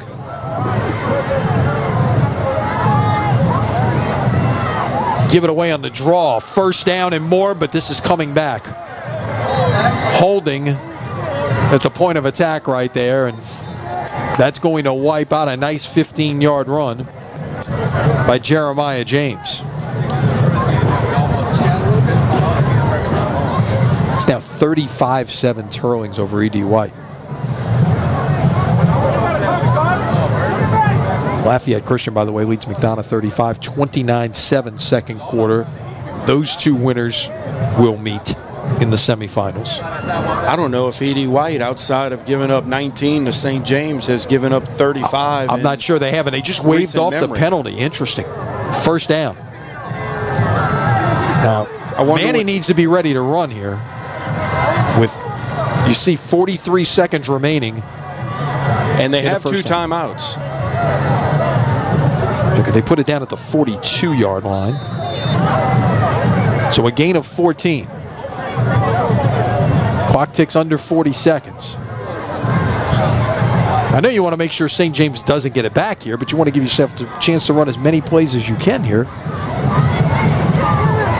Evans will step up and throw. Pass is incomplete. He was certainly looking for Singleton there, threw it behind him. 25 seconds to play.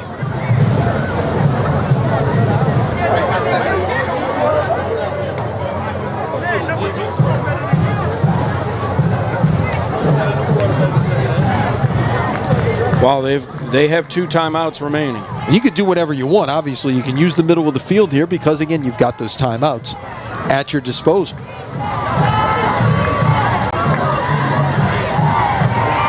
Evans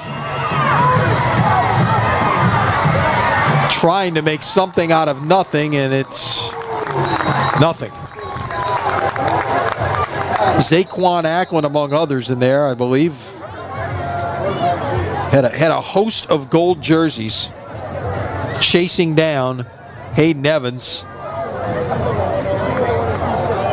No, check that. That was 9, not 2. That was Vito. And really the first guy, Trey Williams, was back in there quickly as well and kind of disrupted everything. Now Manny will use a timeout with 14 seconds to play. And it's going to be 3rd down and 21.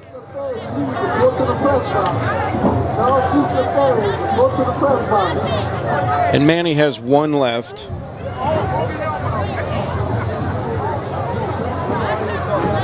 And I know, look, in that offense, it's obviously run heavy. There's not a lot of 3rd and 21 calls on your play sheet here.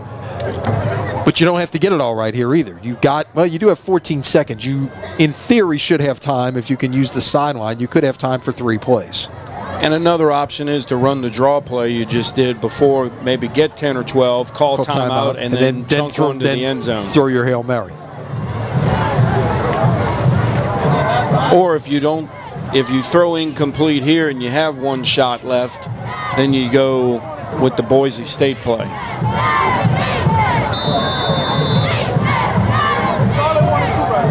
Go hook and lateral. Yep. You got the athletes, no doubt, to make something work out of that.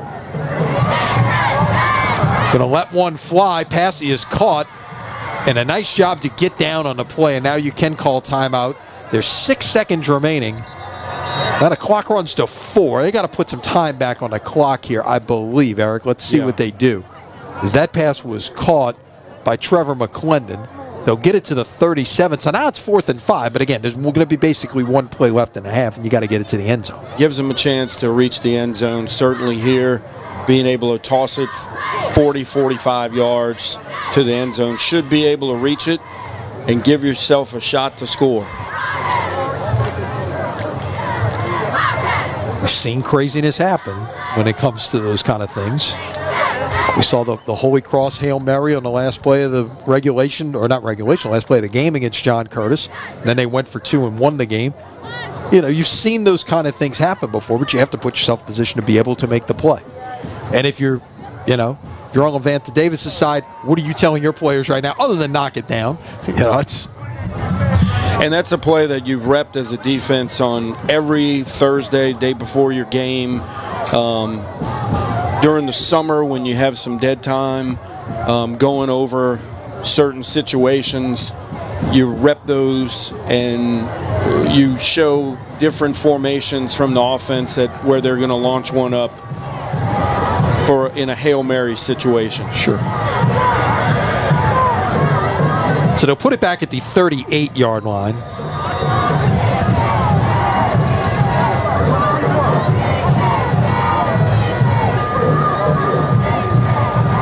Now they will motion Singleton out to the bottom of the screen.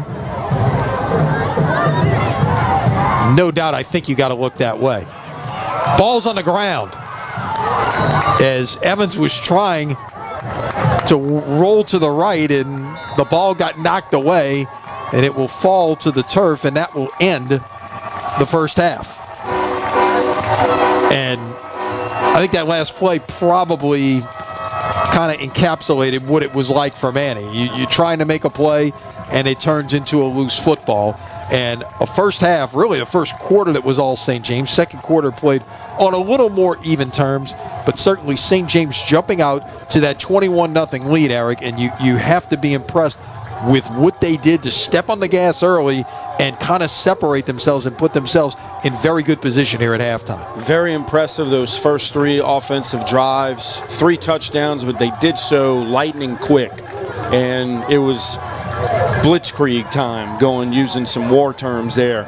Getting 3 drives, scoring really fast 3 times, really taking some life out of Manny. But Manny was able to answer a little bit with that drive where they went from inside the 10 to their own 10, the inside the 30 of St. James. But after that, they really weren't able to put anything together. They've been plagued by penalties, a number of negative plays of different varieties that really have hindered their offensive output. And that last play, that was just indicative of everything that's kind of gone their way in the first half. You see the sign below the scoreboard here at St. James. Tradition, honor, discipline, excellence. That was the mantra of Rick Gaille, the longtime head coach here at St. James. Everything he did, he excelled at. In the media, working with us at Crescent City Sports and our previous entities before that. As a coach here, taking this St. James team to excellence as well. And before that, a lot of people don't know about just how good of a golfer Rick Gaille was. And his efforts on the golf course back some 50 years ago placed him in the University of New Orleans Athletic Hall of Fame 2 weeks ago. Let's take a look back at 2 weeks ago tonight and the induction video for Rick Gaille.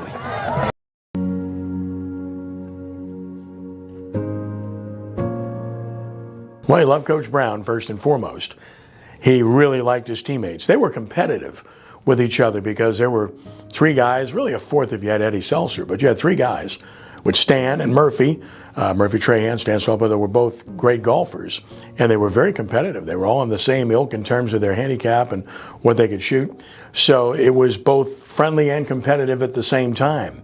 But that's what made them so good. They were deep as a team, And what he shared with me is how one guy drove the other on a consistent basis. And I think that obviously makes for the best team situation imaginable, as we've seen throughout the years in any sport.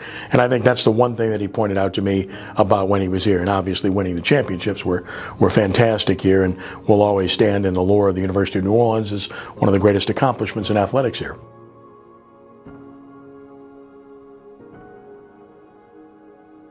Tradition, honor, discipline, excellence. That was the theme that he formed when he was at St. James, and I think all four were applicable to what drove him and what made him successful every day. He embraced tradition.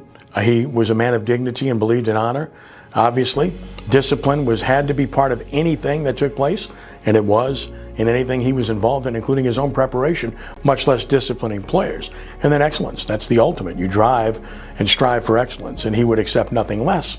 And that's why, as demanding as he was as successful as he was. A brilliant coach, a great golfer, an even better guy. And ultimately, when he was unjustly dismissed at St. James High School, I called him immediately, and I hired him to work in radio with me, in which he did until he couldn't do it anymore physically, and he loved every minute of it.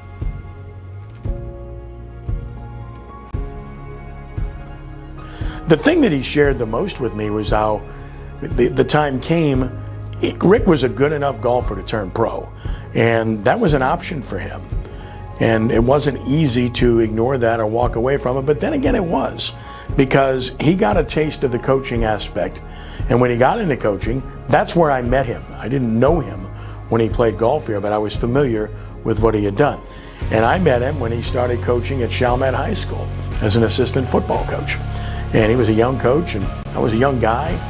And of course he met his wife through that too, Elaine Helcher, and we got to be very friendly. Then he ended up at my alma mater at Archbishop Rummel, coaching there, and we got to be closer. Then he ended up at Tulane, and then he ended up at Bonneville, and then of course ultimately at St. James, where he was an incredibly successful head football coach. But I think either way, had he chosen either path, he would have been unbelievably successful because of what drove him. The guy was unbelievably competitive. He was as prepared as anybody I've ever known in my entire life for the task at hand, regardless of what that might be. And he also had tremendous compassion, which is, of course, what drew me to him more than anything else.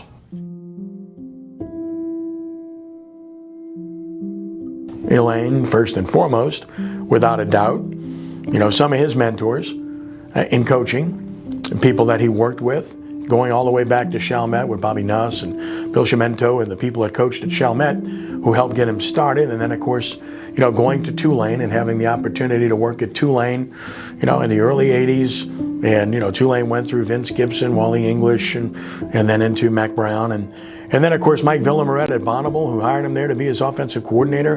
Before that, Easton Roth at Rummel, who was his lifelong friend. Easton, Rick, and I were still doing Rummel broadcast until Rick got sick and just couldn't do it anymore. One funny story about that, but not funny, but I think, again, epitomizes his personality. I've been doing these games for over 40 years, and when you go to high school stadiums, there are no elevators. You're carrying 3 and 4 bags up these steep steps to get to press boxes.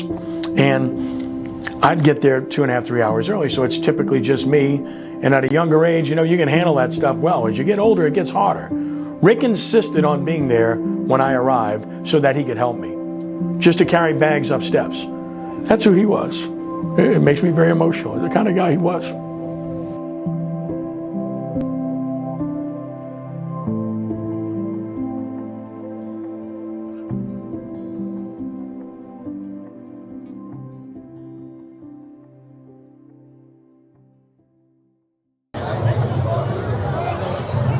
And again, you see the THDE, which still prevails here in Vacherie, even though Rick Gaille has been gone from coaching here for a while, and unfortunately, left us many years ago. But Ken touched on it in the package.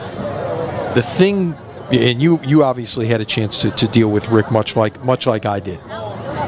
He was ultra prepared, no matter what it was he was doing. As a coach, you knew how prepared he was as a coach. But I will tell you, as a media member, he would show up on a Friday night in the studio or wherever we were, doing a Wednesday afternoon taping of Prep Recruiting Insider, with pages upon pages upon pages of notes to be able to discuss whatever might come up, and all of the research that he did to prepare. That's not something that someone maybe coming outside of the broadcast field from, would suddenly do that. Okay, he understood and realized, I've got to know everything that there is that I need to know about a particular subject, or on a Friday night in the studio when there's so many games going on, could take a conversation in any direction, and was well prepared to be able to do so. Well versed in everything, as you mentioned. He was so prepared, so organized. You know the stories of the different color-coded pens for all the different categories. Red pen for this, green pen, blue pen for this. He was highly organized, and that's how he lived his life. And he was such a great golfer on the course because of that too. His attention to detail, his stance, his left foot being open just an inch here or there so the club could get through, so he could get a nice draw or cut on his shot. It was incredible. But one story I want to share with you about Coach Gaille. I was a young coach, third year. They played the night before and lost. He went for 2 against Evangel in 1996, and they to this day one of the best state championship games I've ever seen in a dome. Tremendous game, and they went for 2 and didn't make it and lost 28-27. The next morning there was the clinic at the dome, the coaches clinic, 8 a.m. and who was sitting in the front row with his notebook taking notes? Coach Gaille, after a devastating loss. But he was there to learn, and he was there at the 8 a.m. session, the 9 a.m., and the 10 a.m. And at 8 a.m. there were about 6 of us in there, and I was one of them, and I'm 10 rows deep. But he was there, and that made a huge impression on me. A guy, they went for 2, lost, and then comes back less than 12 hours later, and he's in the front row listening to a speaker, just trying to soak up as much as he could, and showed you that learning never stops. And that's how he was. Yeah, but look, on a Friday night, at the tail end of his career, he would be in the studio talking about everything that's going on. Let's do exactly that, because there are some great games. 31 of them tonight. You move on, you win tonight, you're in the semifinals. Obviously, you were here tonight, you got a chance to practice on Thanksgiving Day, but we've got some really good games going on this evening. Let's start in Division I Select. The one game that is tomorrow is in the Division I Select bracket. Acadiana Holy Cross will take place at Strawberry Stadium in Hammond. Across the river, Edna Carr leads Alexandria 26-20 at halftime. What a great game they've got going on there. In Baton Rouge, John Curtis won at Catholic a year ago. They are winning at Catholic right now, 21-10 at the break. And in Covington, how about Nick Monica and the Archbishop Rummel Raiders? The 18 seed, they are taking care of business right now against St. Paul's, leading 21-3 at halftime. Division I non-select, Ruston leads Walker 21-10 at the break. Airline leading Mandeville 22-21, a good one going there at halftime. Zachary on the road leads Destrehan 14-7. If you haven't read Ken's story about Marcus Scott, please do so. Our prayers with Marcus and his family for what appears to be a successful road back at this point. But, life is more important than football, as we all know. And then at halftime, Dutchtown has rallied to lead Central of Baton Rouge 21-14. So quick thoughts on what we're seeing in Division I thus far. Yeah, you've got Rummel going to St. Paul's, an opponent they're familiar with. They play each other in the Jamboree. Short trip across the causeway. And a little bit shorter than 5 hours the last 2 weeks, yeah. That's right, having to make that trip to Shreveport back-to-back weeks and now get a short trip. So an 18 seed, that's the beauty about it, just like the NCAA basketball tournament. Who is a lower seed that's going to make a run and knock off those higher seeds? And Rummel's in that position, as is Mandeville. Yep, no doubt. Mandeville down by just a point at the break. We go to Division II Select. St. Thomas More, the top seed, maybe the best team in all of Louisiana high school football right now, leading St. Michael 28-0 second quarter. Second quarter at Pan Am, Shaw and Kennedy, that's a 4-5 game, and it's a good one, tied 10-10. Second quarter, Lafayette, LCA leads McDonough 36-13, and then down the road here in Thibodaux, Turling's Catholic all over E.D. White 35-7. That may be the surprise of the night. thus far. On to Division II non-select. North DeSoto all over Iowa, 31-0 at halftime. At half, just across the river from where we are in Lutcher, they are leading Opelousas 10-6 at the break. At halftime, Northwest leads Assumption 22-15. Second quarter, Cecilia leads Jennings 17-14. Thoughts on what we're seeing in Division II thus far? Yeah, the STM LCA eventual matchup in the finals, as everyone wants to see again, the rematch of Week 10, it's a possibility, but hey, Shaw, JFK, Leonard Elpage from Tulane does such a great job with Kennedy, and then Turlings. Who would have thought that they'd have this onslaught against such a powerful and potent defense for Edie White? North DeSoto, no surprise. Northwest, 22 seed, I believe, or 23 seed, leading Assumption. Another Cinderella story. No doubt. We go to Division III on the select side. St. Charles Catholic is the top seed. They lead Notre Dame at half, 21-14. U-High leading Lake Charles College Prep at the coming up to halftime, 21-0. Uptown, Newman leading Episcopal 17-8 at the break. Second quarter, Calvary and Parkview in a good one. Calvary 21-13 there. Non-select side, Gina leads Amy 22-7 at halftime. And, of course, that's the bracket that we are looking at here. Union Parish over Bogalusa 14-6. Of course, our score 21-0 here at the break. And a good one halftime at Sterlington. Pine and Sterlington tied at 20. One of the interesting things I mentioned, I think before we came on air, Eric, is the 4 quarterfinal games are all North Louisiana, South Louisiana in this particular bracket. And we're going to see, I don't know what's going to get decided here tonight, if like one side's going to sweep or one side's going to win 3 out of 4, but the 4 South Louisiana teams all basically from the southeast area here. And all 1 through 8s in the Division III non-select bracket. Right, all held. Gina leading a meet by 2 touchdowns. A little bit of a surprise, even though they're a 1 seed, just based on who the 2 teams have played with in looking at their strength of schedule. No doubt about it. No doubt about it. And, Union Parish leading Bogalusa at this point as well. We go to Division IV. At the half, it is Ascension Catholic leading top-seeded Vermilion Catholic 22-14. Also at halftime, Riverside Academy leads St. Martin's 12-7. That's a 4-5 game. St. Martin's is at home as the 4 seed, but if you remember in the regular season, Riverside dominated that game. Dedrick Lasty was outstanding in that game, and they held Harlem Berry in check. Riverside was trailing early 7-6. They've come back with a late touchdown to take the lead. OCS leading St. Mary's in an all-North Louisiana matchup, 42-0 second quarter. I know it's your former school, St. Mary's there, but that is a tough task heading to Monroe to have to face OCS this evening. Into the third quarter, Southern Lab leads Central Catholic 14-0. In non-select Division IV, Logansport leads Welsh 22-12 at the break. Haynesville's second quarter leads Jeanerette 15-0. Second quarter, it is Oak Grove over Mangum 24-16, and also second quarter, Kentwood under the tank leading Homer 20-12. You look at those 8 games, with the exception of Vermilion Catholic, who's the 1 seed in Division IV Select. The other 7 aren't really, you kind of expect those Riverside to be leading, but the Riverside St. Martin's 12-7, much closer than probably anyone would anticipate. You probably think it would be a little bit closer, thinking that the first matchup was an anomaly, and then St. Martin's has Harlem Berry, but 12-7 at this point, probably a little closer than a lot of people would have predicted. And going back to Division III non-select, one nugget wanted to throw in: Union Parish is looking to get to the Superdome for the 4th year in a row. Wow. So, yeah, of course, it was Union and Manny a year ago for the Division III non-select title.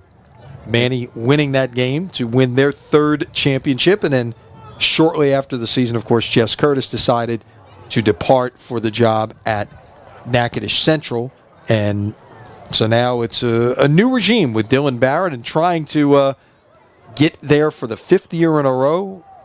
Going to have to pull a comeback here in the second half. Take us into both locker rooms. If you're the head coach, what is the message to both of these teams at halftime? If you're St. James and you're up 21-0, you need to talk to your guys about making that first drive happen on offense. Let's get it going. Let's be explosive like we were in the first 3 drives. Let's get after it. Let's be physical defensively. Keep bringing it. Keep putting pressure on them to where they'll make self-inflicted mistakes. You've had penalties. You've had exchange issues. You've had fumbles. You've had drop passes. That's what you want to do. Keep the pressure on Manny if you're St. James. If you're Manny, again, I've mentioned this numerous times in the first half. That drive they had, their backs were against the wall inside the 10, and they drove 70 yards. And you just got to make it happen. You've also got to find a way to get the ball in your best athlete, Singleton's, hands and make something happen. But is it, yeah, and now the question becomes this. A lot of what they've done with Singleton has been out of a wildcat look.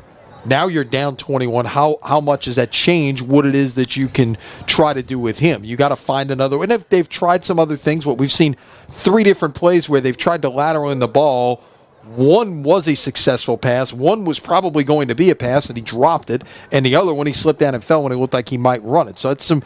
Now, but they've shown that 3 times already. How much can you go back to the well in a situation like that? Sure. I think getting them involved, splitting them out wide, which they've done, getting them involved in the screen game, getting some play action seam balls to them. St. James is doing such a great job when he does line up at receiver.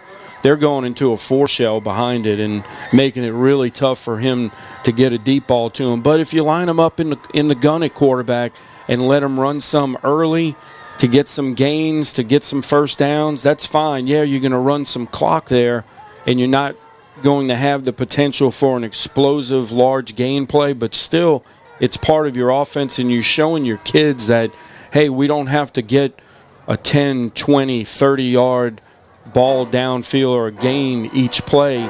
Let's not look at the scoreboard here. Let's go back to that drive where we had success. I think it was a 15-play, 16-play drive. We're capable of that. We can stand toe-to-toe with these guys.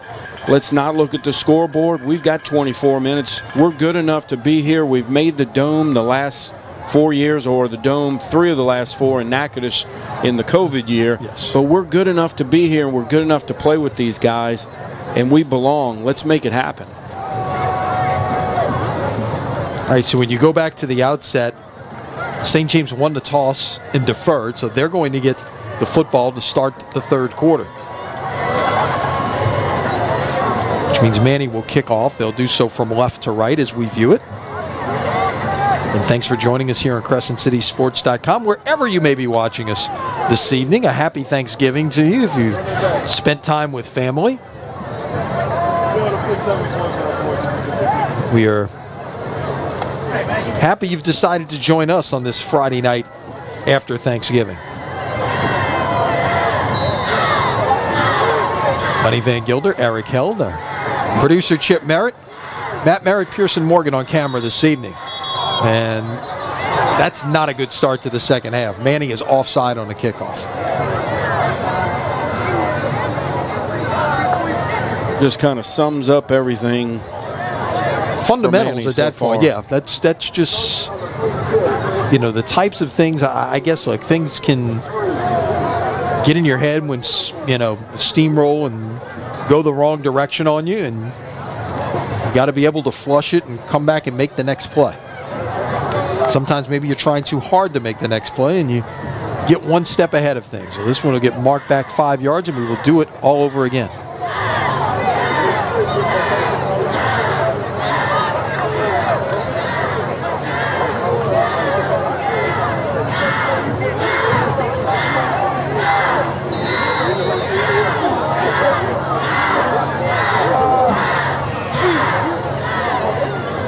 This is a 2-hopper that is going to be fielded at about the 20-yard line and out past the 35, near the 40-yard line on the return that time. That was Kendrick Joseph, just a freshman. And I've seen some younger players play a significant role here for St. James a couple of times we've seen him this year. And at this level, it's so important to get your younger guys involved because it helps you from a depth standpoint, and it helps you play them early and you get them developed, and then here you are in a quarterfinal game, and you've got some major contributors from the lower classes on both sides of the football for the Wildcats.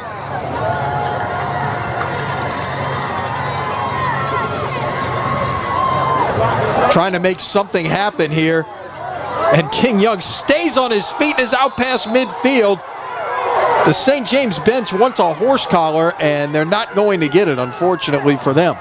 It's a gain of 16 as King Young was bottled up, reverse field, and turned that into a 16-yard gain.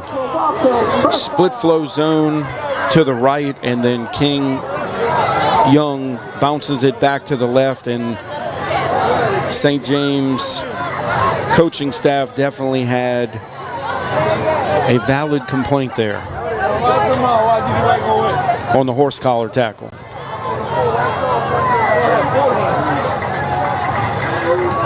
Again, when you get into the playoffs, these are all neutral crews, and getting to the outside that time is Jakias Villanueva. Flags come in at the end of that play, and I think you're seeing some frustration set in at this point from Manny trying to just make plays, and that's well into the white. About took the tent down on the Manny sideline.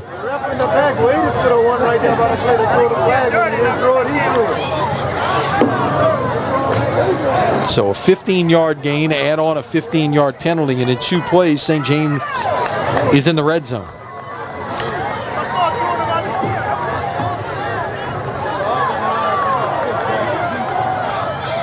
And that's where St. James has done its damage on the perimeter. They had the inside zone play bounce all the way back to the left, and then that time with that outside zone bouncing to the outside and getting to the perimeter.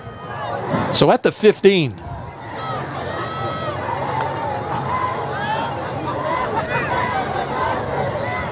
Give it away on first down, and it's a gain of about 4 that time for Cameron LeBlanc. And Check it, it'll be 3. It's 2nd down and 7. Familiar formation package for him there. Give you that trips look into the boundary where both of those receivers are on the line of scrimmage. One's covering the inside receiver. He's ineligible to go out for a pass. It's mainly been a run game. Quarterback's going to keep around the left side, and he will score. 12 yards on the quarterback keeper, and Braden Williams has his 2nd touchdown of the night. It is 27-0.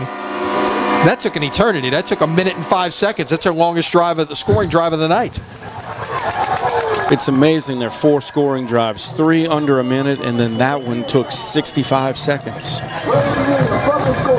I don't know if I've seen anything like that. Fast break offense.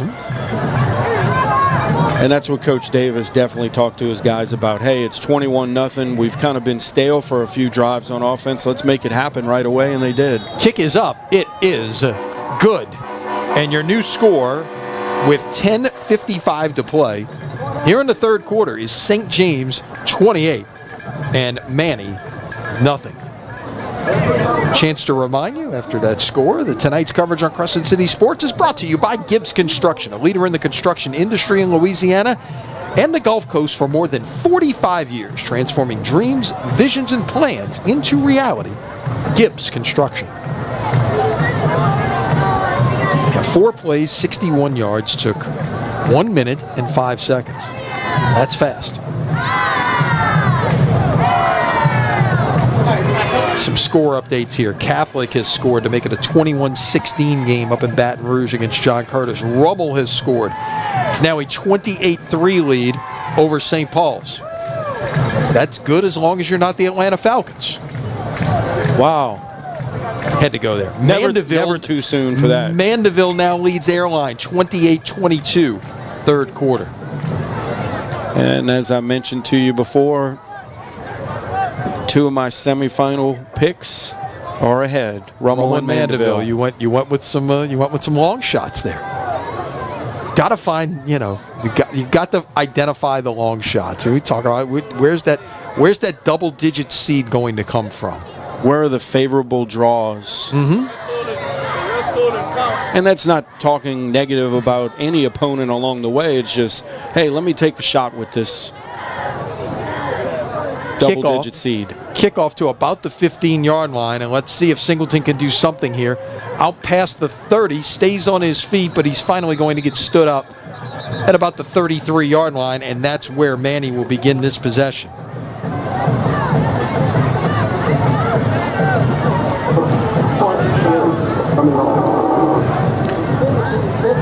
See elsewhere update. Now at the half at Pan Am, Kennedy leads Shaw 13-10. That's been a good one. 2 field goals for the Cougars.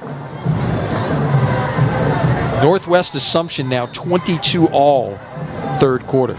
They've gone to the third quarter in Laplace. St. Charles Catholic still leads Notre Dame 21-14. U High leading Lake Charles College Prep at the half 28-6. And another game not far from here, right up the road down the road in Napoleonville with Assumption. Yeah, no doubt. So a gain of 4 on first down for Jeremiah James.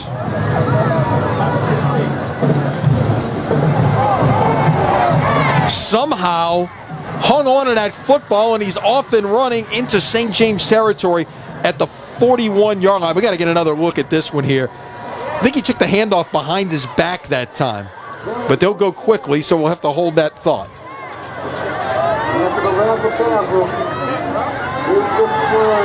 Pass is caught.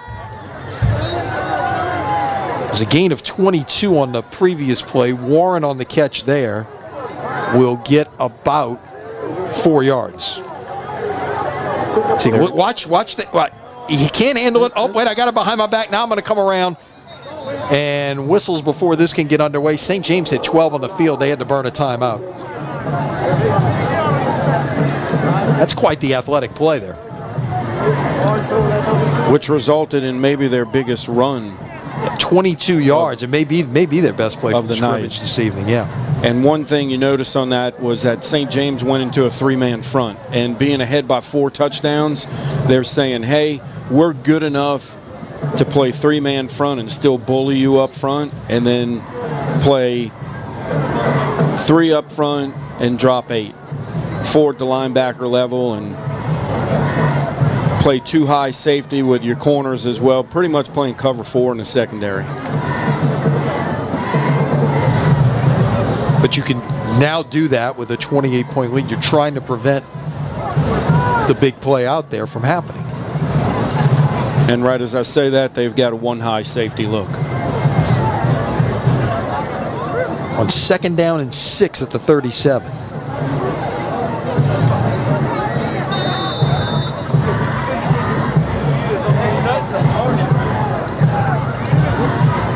Once again, it's James. And he will get near the first down, but about a yard short. James closing in on 100 yards rushing. He's run it 17 times tonight for 95 yards. He's been their workhorse. That's a big part of their offense. And you're down 4 touchdowns. A lot of people on that sideline are saying, throw the ball, but it's still part of it. And you're getting big gains, and you got to continue to run the football and keep that as part of your offense in trying to get to the end zone for the first time. Whistles before this can get underway.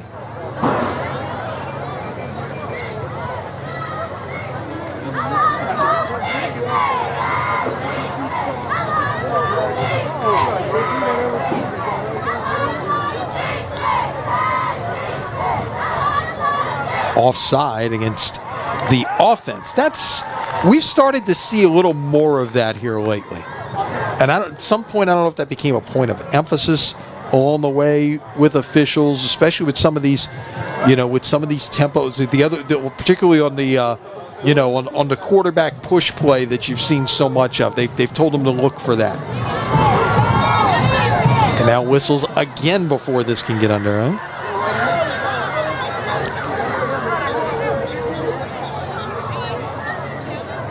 And a lot of times on those offensive offsides calls, you'll have the receiver lined up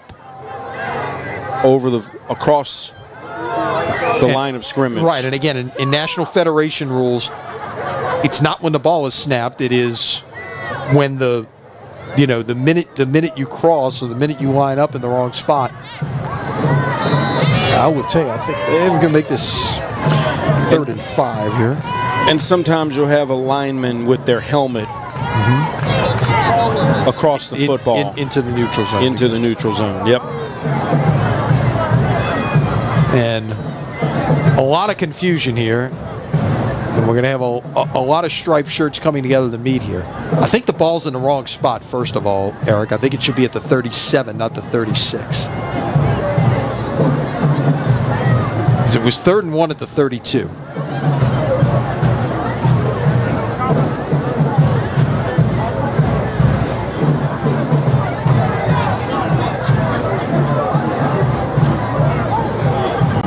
And they're getting it right. There you go. Good call, Lenny. And the thing with the officials, they all have earpieces in their ears, and they can all communicate with each other. And even from up here, and even up here, you have the clock operator and the game clock and the play clock operator, and they can put that in their ear. Hey, ball should be here. On the hash, a yard inside the hash. Right. Tip of the ball at the 37. So now it's 3rd and 6. They'll toss this one out into the power part of the formation for James, and there's just nothing doing out there, as there were plenty of gold jerseys led by Adrian Preen, the linebacker. By formation, and they pulled a guard too, by formation, that's a to-the-field giveaway for the defense to read, and they did just that. They did a great job of identifying it early and then rallying to the football. And this is 4-down territory, of course, so they will go for it here. 4th and 7. Got to get it to the 31-yard line. You see it's at the 38. They had one too many on. They'll hustle off Xavier Warren and come out with Singleton at quarterback here. At least now we're going to have a delay of game. Now it's going to be 4th down and 12. As they had lined up with Singleton alongside Jeremiah James.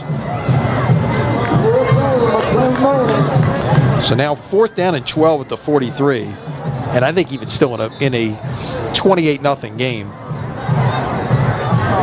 you got to go for this right here. Absolutely. And it's just, but been a lot of confusion here among the striped shirts over the last 2 or 3 snaps in terms of what's going on. And I think maybe Dylan Barrett wanted to be able to talk to the referee there.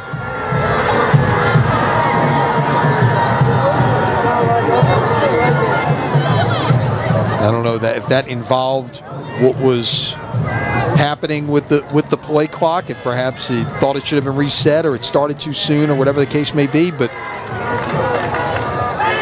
could be discussing the play before with the offensive offsides as well, and just, hey, get them over here and discuss it. Get a chance to, And obviously the referee generally is going to stay in the middle of the field, but there is an official right there in front of the bench, and he got an earful from Coach Barrett and said, hey, I want to talk to your white hat and find out exactly what went on here. Also, maybe the spot of the football. Mm-hmm. No doubt. So now it looks like we are ready to play. They're going to send some different personnel in. Singleton is out. Evans is back in. We already saw one quick kick this evening. This is 4th and 12. I really think quick kick's not out of the question, but I really think you got to give this a shot right here in a 4-score game. Sure, your possessions are limited at this point, down 4 scores. Evans will step up and let it fly. Pass is going to be intercepted. Jarrell Williams down the sideline, 50, 40. He's going to outrun everyone and keep going all the way into the end zone. That's going to go almost 80 yards for the score. And the train horn lets you know that they took it back, pick 6. And the fireworks here in downtown, beautiful downtown Vacherie. They have to go find some more fireworks here. Especially for this, or if Pine wins. If Pine wins, then the road to the Dome will run right through Vacherie next week. Come back here and have to find some more pyrotechnics. Yes. To make this a 35-0 game.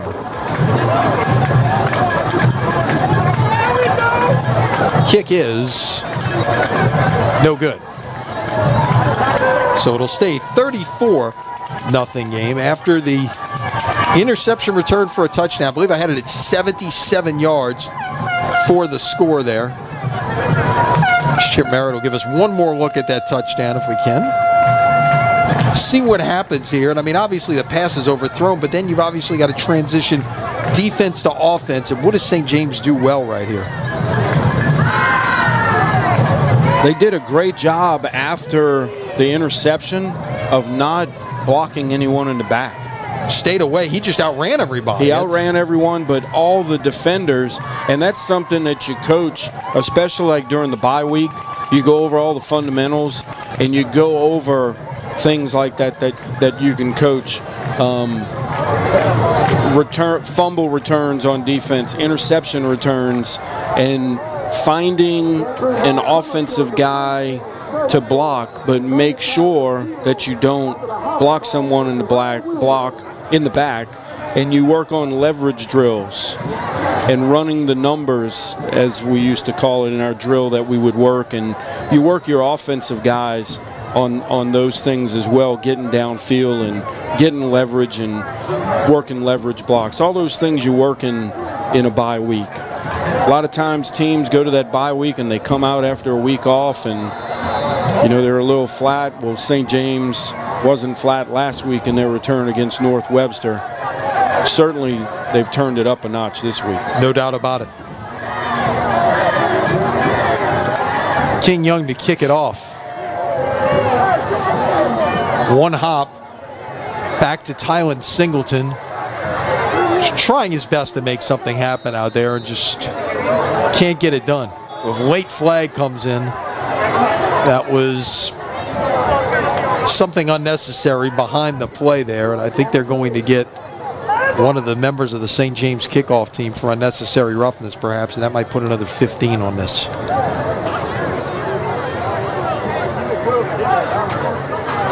While we have a moment, they sort out the penalty. Division I select, third quarter. Carr 40, Alexandria 20. So Cougars beginning to establish here. Fourth quarter, Curtis 28, Catholic 16. Third quarter, Rummel 28, St. Paul's 11. Division I non-select. Third quarter, Ruston leads Walker 28-10. Third quarter, Mandeville Airline tied at 28. Third quarter, Zachary leading at Destrehan 21-7. And third quarter, it is Dutchtown over Central 21-14.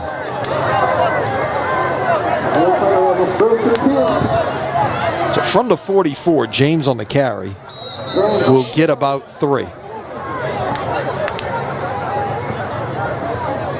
And it's unload your arsenal time, too, on offense. When you're down 5 touchdowns with a quarter and a half left, and you're down 34, hitch and pitch, double reverse pass, double pass.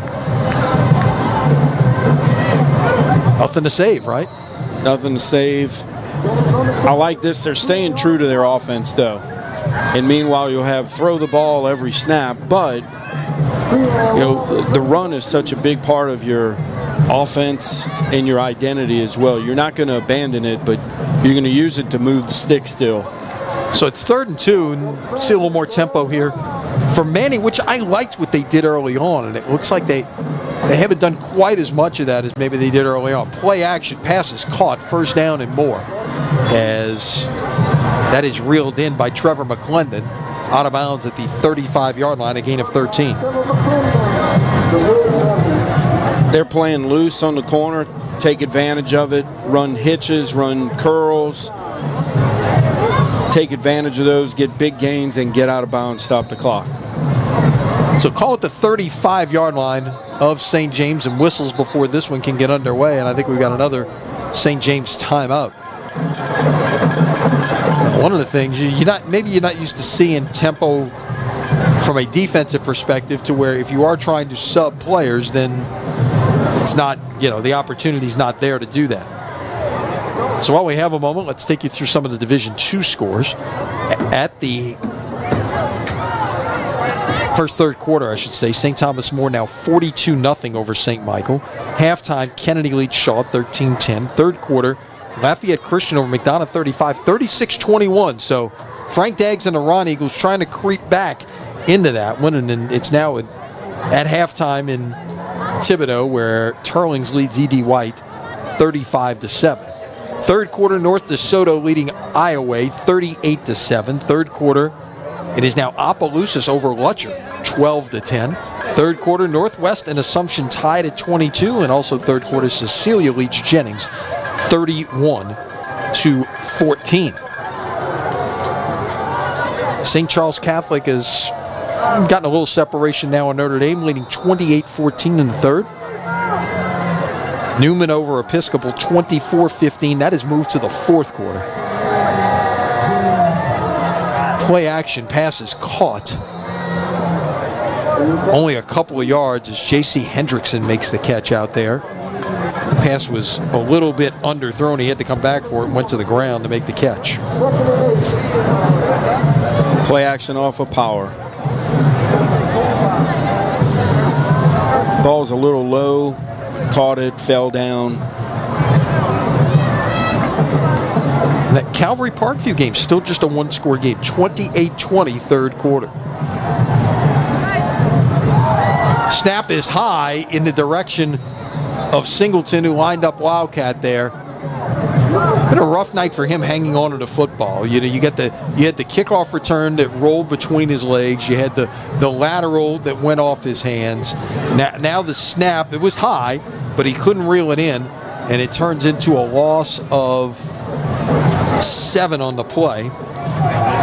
And it's 3rd and 15 at the 40. And thankfully he was able to fall on it and keep possession. Keeps his drive alive. Got to score here. And look, in his future in college isn't necessarily the ball in his hands. He's going to play on the defensive side of the football in Baton Rouge.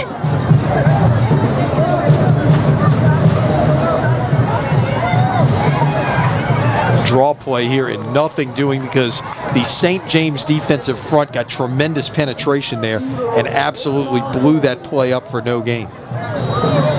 And that was a play that was successful for Manny at the end of the first half when they had the long gain, I believe, of 15 yards on the draw play. And unfortunately, we have an injured St. James player.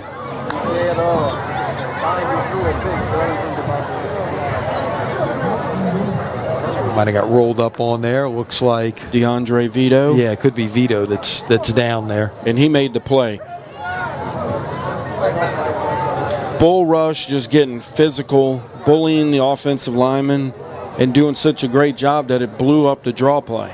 Instead of overrunning it, he just ran the offensive lineman, sent him back on a vertical path, and it just was able, because of his physicality, he's right there able to make the play. While we have a second here, while they deal with the injured player, let's again take a look at this Division III non-select bracket and where we stand. Again, the top 8 seeds are through to the quarterfinals. And in the bracket tonight, it's Gino over Amite at half, 22-7. Bogalusa and Union Parish, 14-14 in the third quarter. So Bogalusa's come back to tie the game. And again, the winner of this one meets the Pine-Sterlington winner. It was 20-20. Now Sterlington has opened it up a little bit. They lead it in the fourth, 33-20. And again, the significance there, besides the matchup, if Sterlington wins the game, the winner of this game, which is obviously at this point looking like St. James, would have to make the trip to Northwest Louisiana next week. Sterlington's about 2 miles off the Texas border? Is that right? Very close. Sterlington just north of Monroe. Oh, north of Monroe, but they're up. Yeah, they're up there.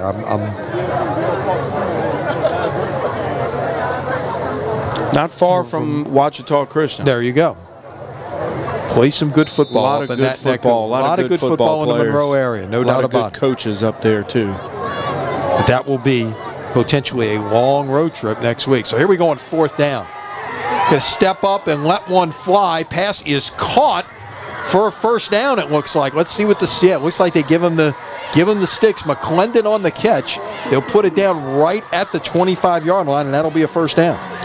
Great job on the route, getting well past the sticks and then coming back and securing it and making sure that you fall down ahead of the chains. First down.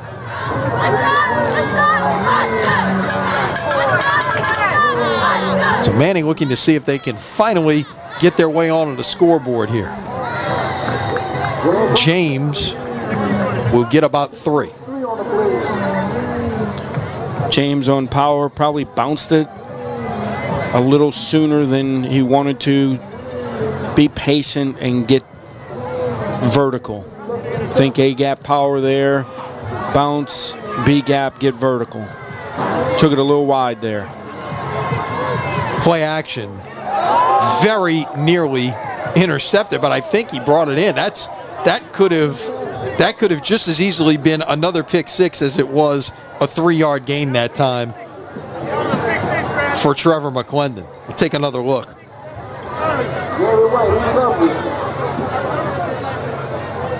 Just through the hands of Christian Turley.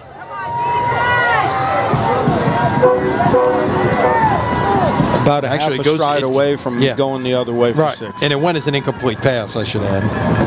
It was not a catch. 3rd and 7 at the 22. Pass to the end zone, up in the air, and tipped and incomplete. And that was Singleton on the pass, stretching it, getting some flow there, bring the linebackers up, hopefully bring that safety downhill too, so it's one-on-one with the corner, and that safety didn't bite and stayed back there with the receiver, so they ended up doubling. He got over a little late there, but ended up doubling the receiver a tad high. And then Singleton will check out here on this 4th and 7. Got to get it right to the 15-yard line to keep this drive alive.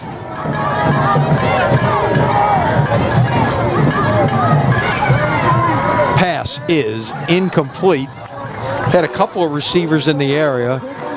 Warren along with Foster. But again, it will go over on downs, and St. James gets the stop near the red zone with 3:22 to play here in the 3rd. St. James has been so impressive defensively, especially up front, being physical at the point of attack.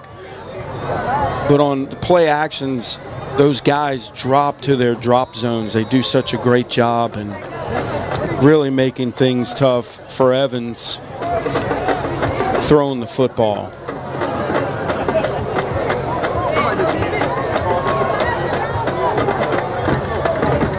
So from the 22.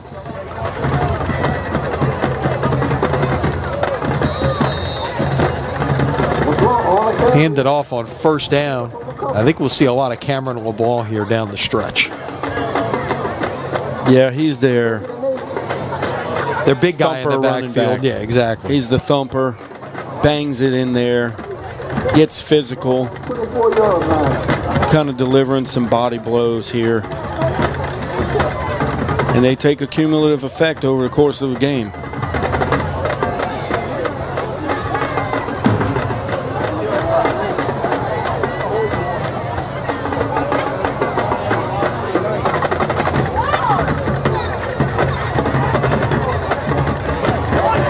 Nowhere for the quarterback to go that time, and Williams did the right thing. Rather than try to make something out of it, don't make a crazy play at this point and let it turn into something really, really bad. Just slide down and live to play another day.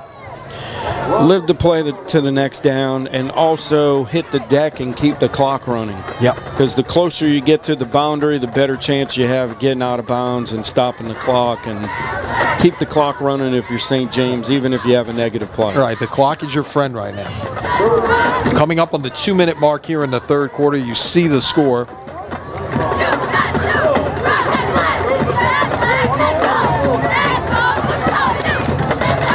Pass is batted down. Terrific play in the backfield by the Manny defense. Swat that one down. Could have popped up in the air and turned into a touchdown very easily, but a good defensive play, and it's going to be a 3 and out. Not something we've said a lot tonight. Mason Leach. Yeah, we've called his name, a lot of tight end tonight. Steps up, makes a play at defensive end. Now he's going to try to rush the punter here. And one good thing about Manny is down 34-0, their effort is being maintained. Yeah, no doubt. Sustaining their effort. No it's doubt. Great to Making see. Plays. No quitting the Tigers. Awesome. And not a great kick here, and that's going to give Manny great field position for probably the first time tonight. Definitely their best starting field position. I believe the first time that they've started on the plus side to 50. Right.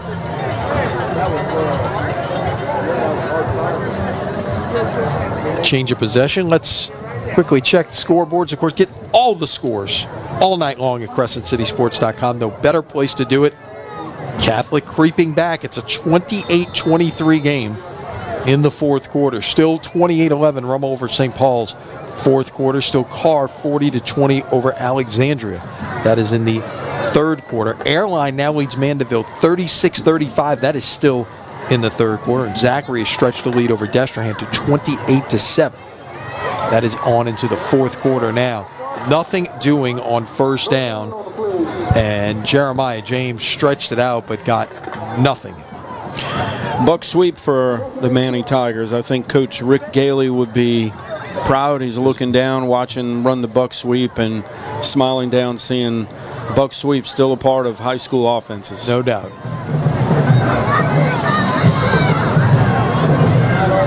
And again, not much doing there as that was blown up by Deuce Williams. Seen him on both sides of the football, offense and defensive line.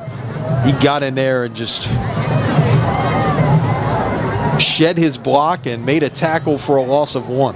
Looked like ISO play there. Take the H back, fold him up underneath to the near side linebacker, and as you said, nothing doing for the Tigers. 3rd and 11.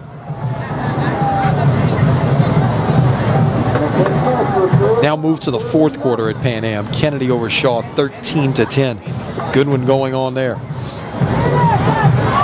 Pressure.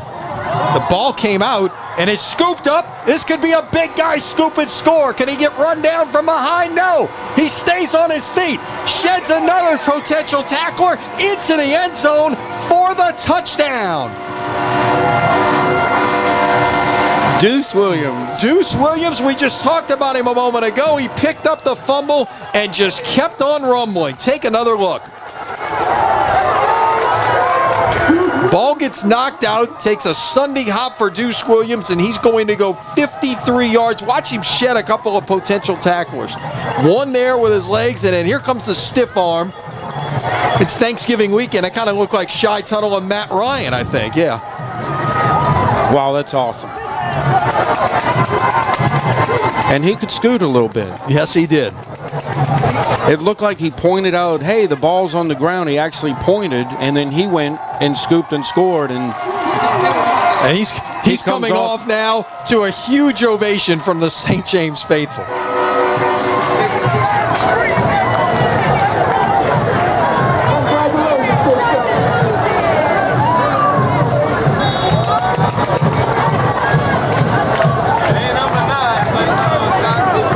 And it will remain 40-0.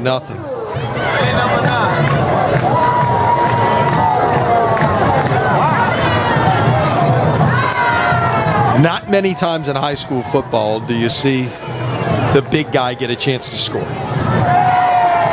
Wow. And he's a starter at...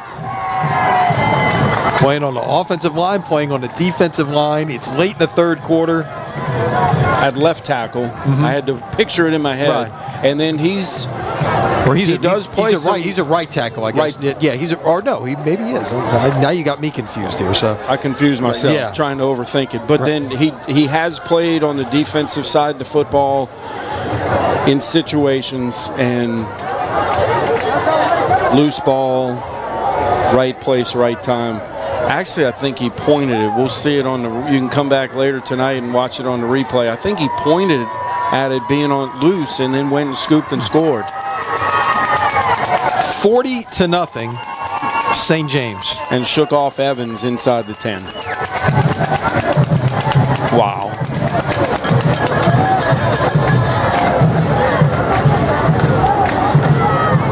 How about that?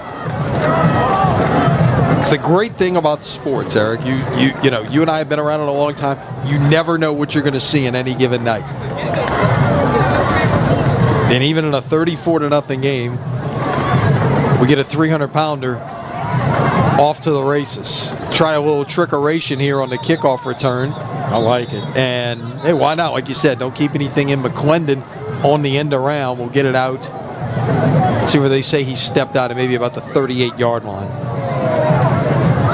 So what St. James is doing, because of Singleton back deep, they've been signaling in, okay, where is he going to line up and what type of kickoff do we want to see? So we've had Sky, we've had a deep kickoff, and we've had Squibb as well we've seen. And great job by Manny executing that. Singleton picked it up, took it to his right, get flow, and then flip it back around on a reverse.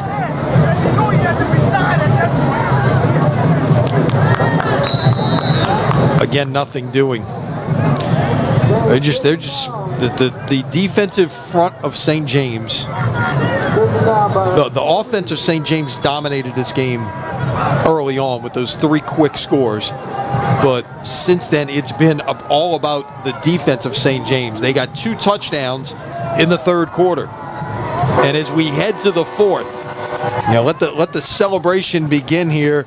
It could be a trip to the semifinals coming up in 12 minutes for the St. James Wildcats. As we go to the fourth, your score, St. James 40, Manny nothing. You're watching high school football from Crescent City Sports.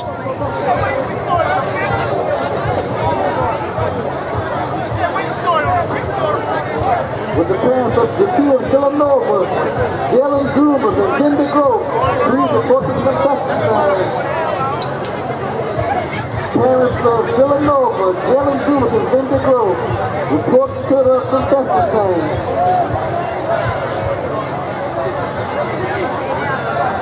Everyone that's interested, the score is the final. Time 20, Darlington 33.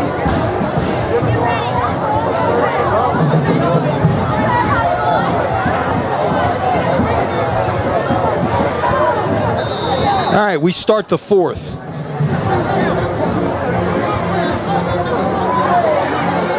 Once again, it is Jeremiah James just carrying the load.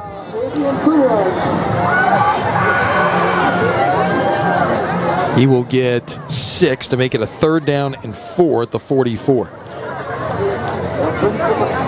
One of the staple plays in the Manny offense, power. And 7's been the workhorse for the Tigers. Yeah, he's carried it 26 times tonight. And he's since eclipsed the 100-yard mark. 110 yards. That's about 4 yards a pop. So credit to this St. James defense for being able to bottle him up. That's going to be a pass right at the sticks for the 1st down to McClendon. I believe they will move the chains. Yeah, they do.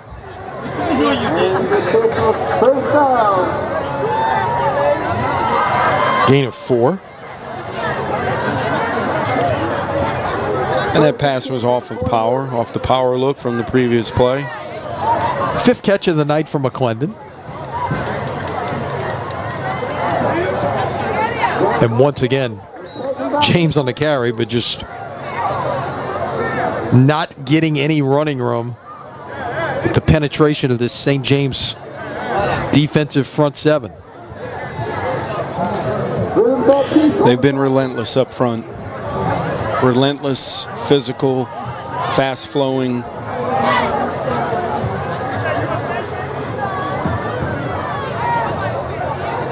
They take a shot down the field. Pass is incomplete, just out of the reach of McClendon. He'd gone maybe one or two more steps there. I think he'd have hauled that one in. Yeah, slowed down a little bit, and a lot of times guys will run, they'll stop, and they end up having to jump instead of continuing to run, get an extra stride or two. One thing that DB was in phase the whole time, and it was a little bit underthrown, which was a good thing because the corner was over the top. It's thrown in bounds, and the receiver took one more stride to it. Might have had a play there. This will be a first down and then some. With Jackson Foster out to about the 38-yard line. Gain of 15 on the play. Needed 11, got 15. Again, Manny lining up quickly. Their effort is still there. Hats off to the coaching staff for keeping these guys engaged. Pass is caught. Warren on the catch to about the 32-yard line, a gain of 6.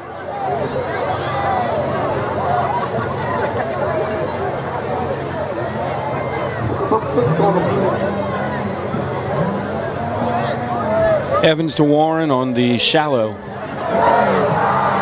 Just trying to find a way to get some guys open. Now Evans steps up, fires incomplete.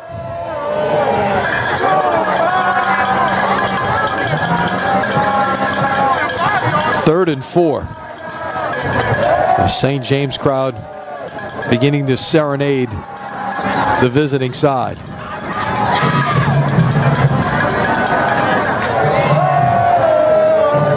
Catholic has come back to take a 31-28 lead on John Curtis in the fourth quarter. Scored and went for 2 and converted. Mandeville has taken a 42-36 lead now in the fourth quarter at Airline. Timeout.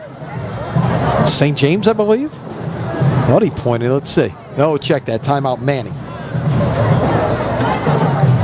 3rd and 4 coming up. Shaw has taken a 20-13 lead over Kennedy. Fourth quarter. The winner of that game is going to face St. Thomas More. That is gone final. STM defeats St. Michael 49-0. And it's looking a lot like an all Lafayette matchup on the other side between Lafayette Christian and Turlings Catholic. That is in Division II Select. Division III non-select, which of course is what we have here. Gina leads a meet 30-7 fourth quarter. They've gone final in Farmerville. Union Parish has defeated Bogalusa 28-22. And Sterlington has defeated Pine 33-20. So the winner of this game, which is obviously looking like St. James at this point, would have to go to Sterlington next week. Pass far side, incomplete.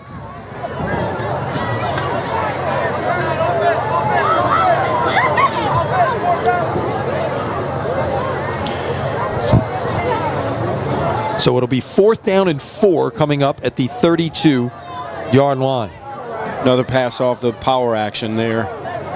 By the way, Riverside has now opened things up a little bit on St. Martin's. It's 26-7 in the fourth quarter at Tony Porter Field. We got offside against St. James, and that's going to give Manny a first down. Sometimes better to be lucky than good. Hey, look, when so many things in the penalty department have gone against you this evening, getting a first down by penalty isn't necessarily the worst thing in the world. So put it at the 27-yard line. James going to try to get to the right side, and we'll get about 3. And hats off to the St. James defensive staff. Burnell Taylor, D-line coach, also defensive coordinator, taking over defensive coordinator duties due to the untimely passing of Coach Antoine Carter in the summer. A tragic loss for the St. James family and football community. Coach Carter was a fixture here. Prayers to the St. James family continued because of that loss. It was a little pop pass, and St. James just snuffed that out as they were just trying to get the ball in the hands of Warren right there on the edge, and did not have the ability to turn the corner there. Is terrific pursuit by this St. James defense. Great job by Brennan Baptiste for St. James, not letting Warren get to the edge on the jet sweep. And that's something that's evolved over the years, where you catch the ball in the gun and hand it off, and now it's flip it out there, and that way if you drop it, it's incomplete. 3rd and 12, everybody in tight, they'll give it away. James, and nothing there. Loss of 2 on the play. Buck sweep again for the Tigers, this time no good for a loss. James has gotten his tonight. He's got 115 yards, though it's taken him 29 carries to get there. They'll try to line up quickly here on 4th and 14. Screen pass, James, he slips and falls. Tried to turn it upfield, just lost his footing. I'm not sure he gets the first down anyway, but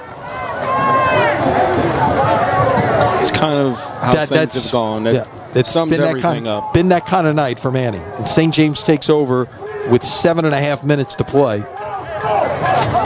That play and the final play of the first half. That was a 13-play drive for Manny and only covered 31 yards.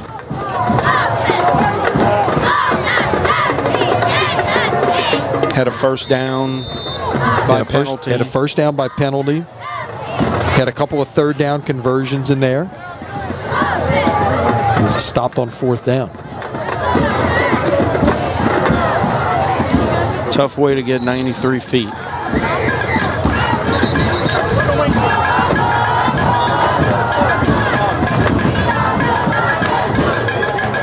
Timeout. St. James, it's their final timeout.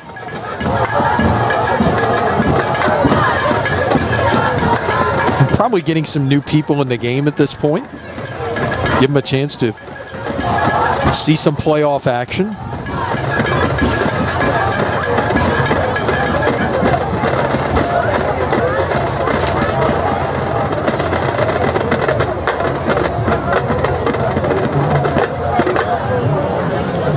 Always good to get the young kids in, the backups in, maybe some seniors that don't start, that play in different personnel groupings. Because at this point it's 40-0 with 7.5 minutes left in the game. You want to make sure that your starters stay healthy. Curtis has come back to take a 35-31 lead on Catholic. There is less than a minute to play at Memorial. Catholic trying to get down the field here to make something happen. They've got the ball inside the 40-yard line of Curtis, but they're down to 20 seconds to play.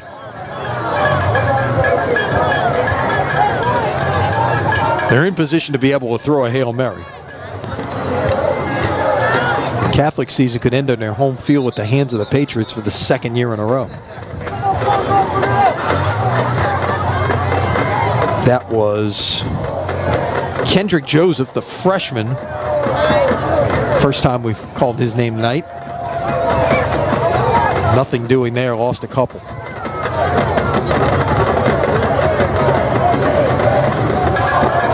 So if this holds up and the score in Covington holds up, you're looking at potentially John Curtis and Rummel for the 2nd time this year in a semifinal matchup with the winner to the Dome. 6 against 18.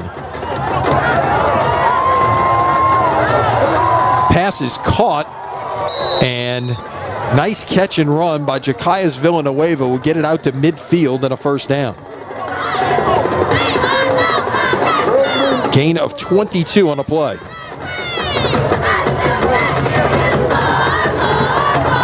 Just got it out to the flat to Villanueva, and then after that, just yards after catch, make 2 people miss. Another young guy for the Wildcats doing something special on offense. Clock will run down towards the 6-minute mark here, and you think they'll start like taking some time off the play clock.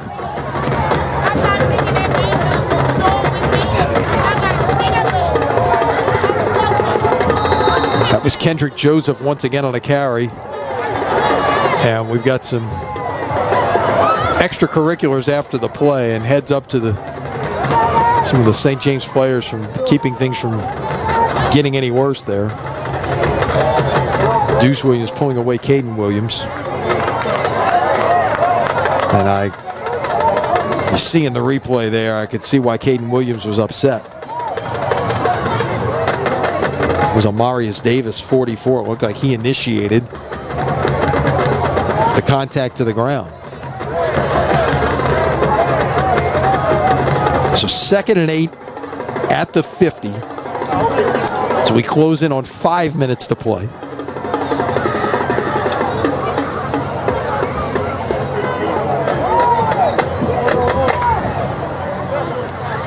So the ball is at the 15-yard line of Curtis with 6 seconds to play.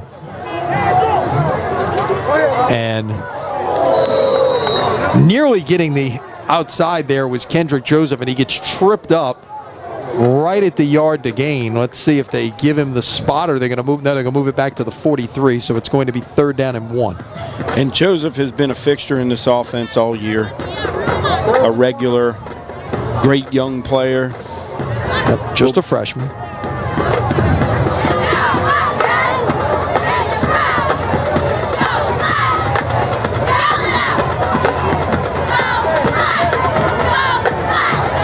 Timeout Curtis, it looks like.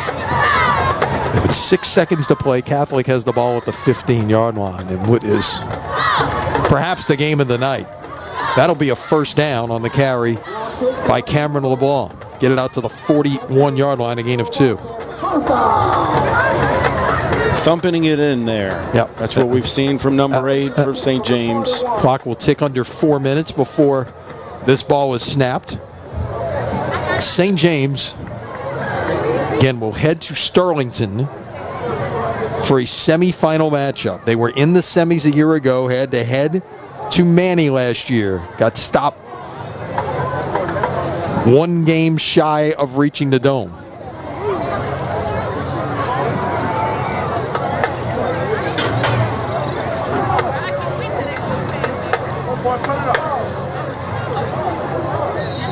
Joseph once again to about the 39, a gain of a couple.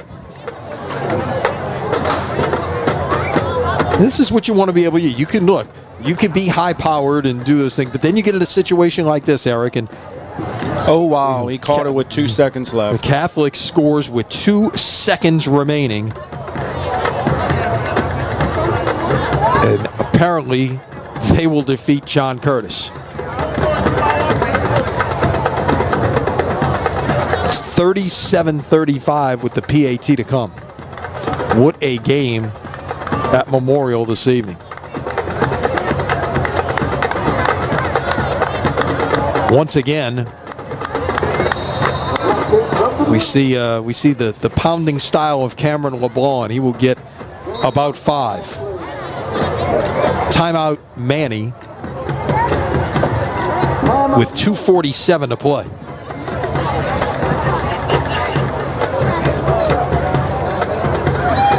When we resume, it'll be 3rd down and 3. The ball at the 34-yard line. And this will be the first time in 5 years that Manny will not reach the Superdome. St. James won it in 2019. They'll face Sterlington next week, who won in 2021. And then you have Union on the other side that got to the finals a year ago. And look, they lost to St. James. I'm sorry, to Manny. They lost to Manny. Yeah, the year before they lost to Sterlington, and the year before that they lost to Manny. Usual suspects. There you go. There you go. Division III non-select is an awesome bracket. No doubt. There's a lot of good ones out there, and this is certainly one of them. Rummel, by the way, has defeated St. Paul's 35-21, so it's looking like Rummel at Catholic next Friday night in the semifinals.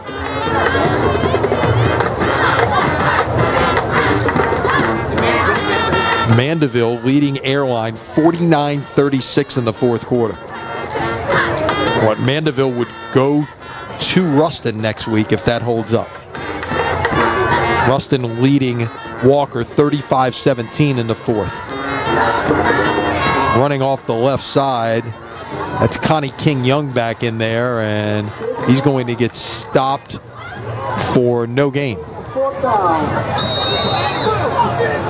And Manny will use its last timeout. You coach him till the end, right? So 4th and 3 in this situation, I guess you and I have had conversations about situations with timeouts and clock and things like that, but basically if St. James gets the first down here, they should be able to take 3 knees and end the game. That'll be it. And hats off to Coach Barry. You may say, hey, there's 2:32 left, or you're down 40-0. Why don't you just let it You're still coaching. You're still coaching. You're going to coach these guys hard for 48 minutes. The kids deserve that, and that's what you do as a coach. And no doubt. I like that they're using their timeouts. Hey, get the ball back one final time on offense and try and score. All right, so you're looking, we mentioned it looks like it would, if Mandeville can hold on, it would be Mandeville at Ruston. Then you're looking at Zachary at Dutchtown. Zachary has defeated Destrehan 35-14. Dutchtown holds off Central 21-20. Wow. What a great season for Central, first year for David Simoneau.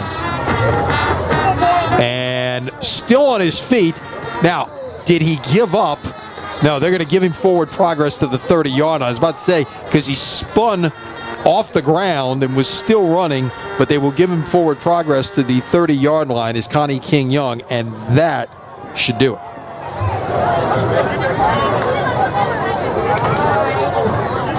King-Young finishes with over 100 yards rushing on the night. I've got him unofficially at 107. Now with the clock, we'll tick under 2 minutes here before the ball has to be snapped. And you should be able to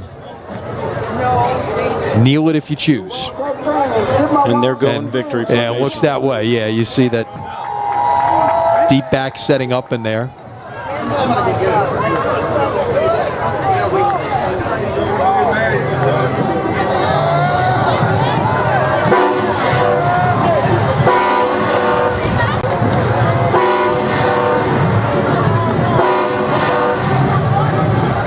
And you hear the train whistle. Of course, the old St. James High was adjacent to the tracks, and you heard the train whistles at the old St. James Stadium. That's a homage to where this program has come from. And where it is going now is once again to the Division III non-select semifinals after a couple of more knees. And we mentioned Coach Rick Gaille. What a great coach. Long tenure here at St. James. And then since then, Dwayne Jenkins took the Wildcats to the Superdome in 2015. And Coach Valdez, Robert Valdez, now the Grambling offensive line coach, took them to the Dome and a state title in 2019. And Coach Levanta Davis now one step shy of getting there, leading this program. Once again, last year got to the semifinals, lost to this Manny team. Tonight, he avenges that defeat. Can he take the next step next week? He will now have the chance. Beautiful downtown Vacherie will be the site of a celebration this evening. Teams will shake hands at the center of the field. Your final score here tonight, St. James 40, Manny nothing. I would say, Eric, we did not expect this guy. St. James winning is not a surprise. They're at home. They're the higher seed. For me to tell you that we expected a game to be 40-0 this evening, I would not tell you that was the case. I think the fast start for St. James kind of caught Manny off guard a little bit, and that blitzkrieg early on getting down 21-0. A little bit of an anomaly, but then again, St. James is that good and definitely has what it takes to go to Sterlington and get past the Panthers and get to the Superdome. But Sterlington, St. James will be a tremendous semifinal matchup. And by the way, we came in with chalk. We're leaving with chalk, okay? 1, 2, 3, 4 in the semifinals. It will be the 3-seed St. James at the 2-seed Sterlington. It will be the 4-seed Union Parish at the 1-seed Gina in the Division III non-select semifinals next week. Eric, it's been great to have you with us tonight. We appreciate you stepping in. Wade Kaiser will be back with us next week. We will have a semifinal game. We don't know where, we don't know when. Stay with CrescentCitySports.com. We will have all of that for you. Again, our thanks to all of our sponsors this evening to help make this possible. Our thanks to Eric, our thanks to Chip Merritt, and all of the people bringing you the pictures this evening. So, once again, your final score from Vacherie, St. James 40, Manny nothing. I'm Lenny Van Gilder saying so long for now again. We will see you somewhere next Friday night. So long, everybody.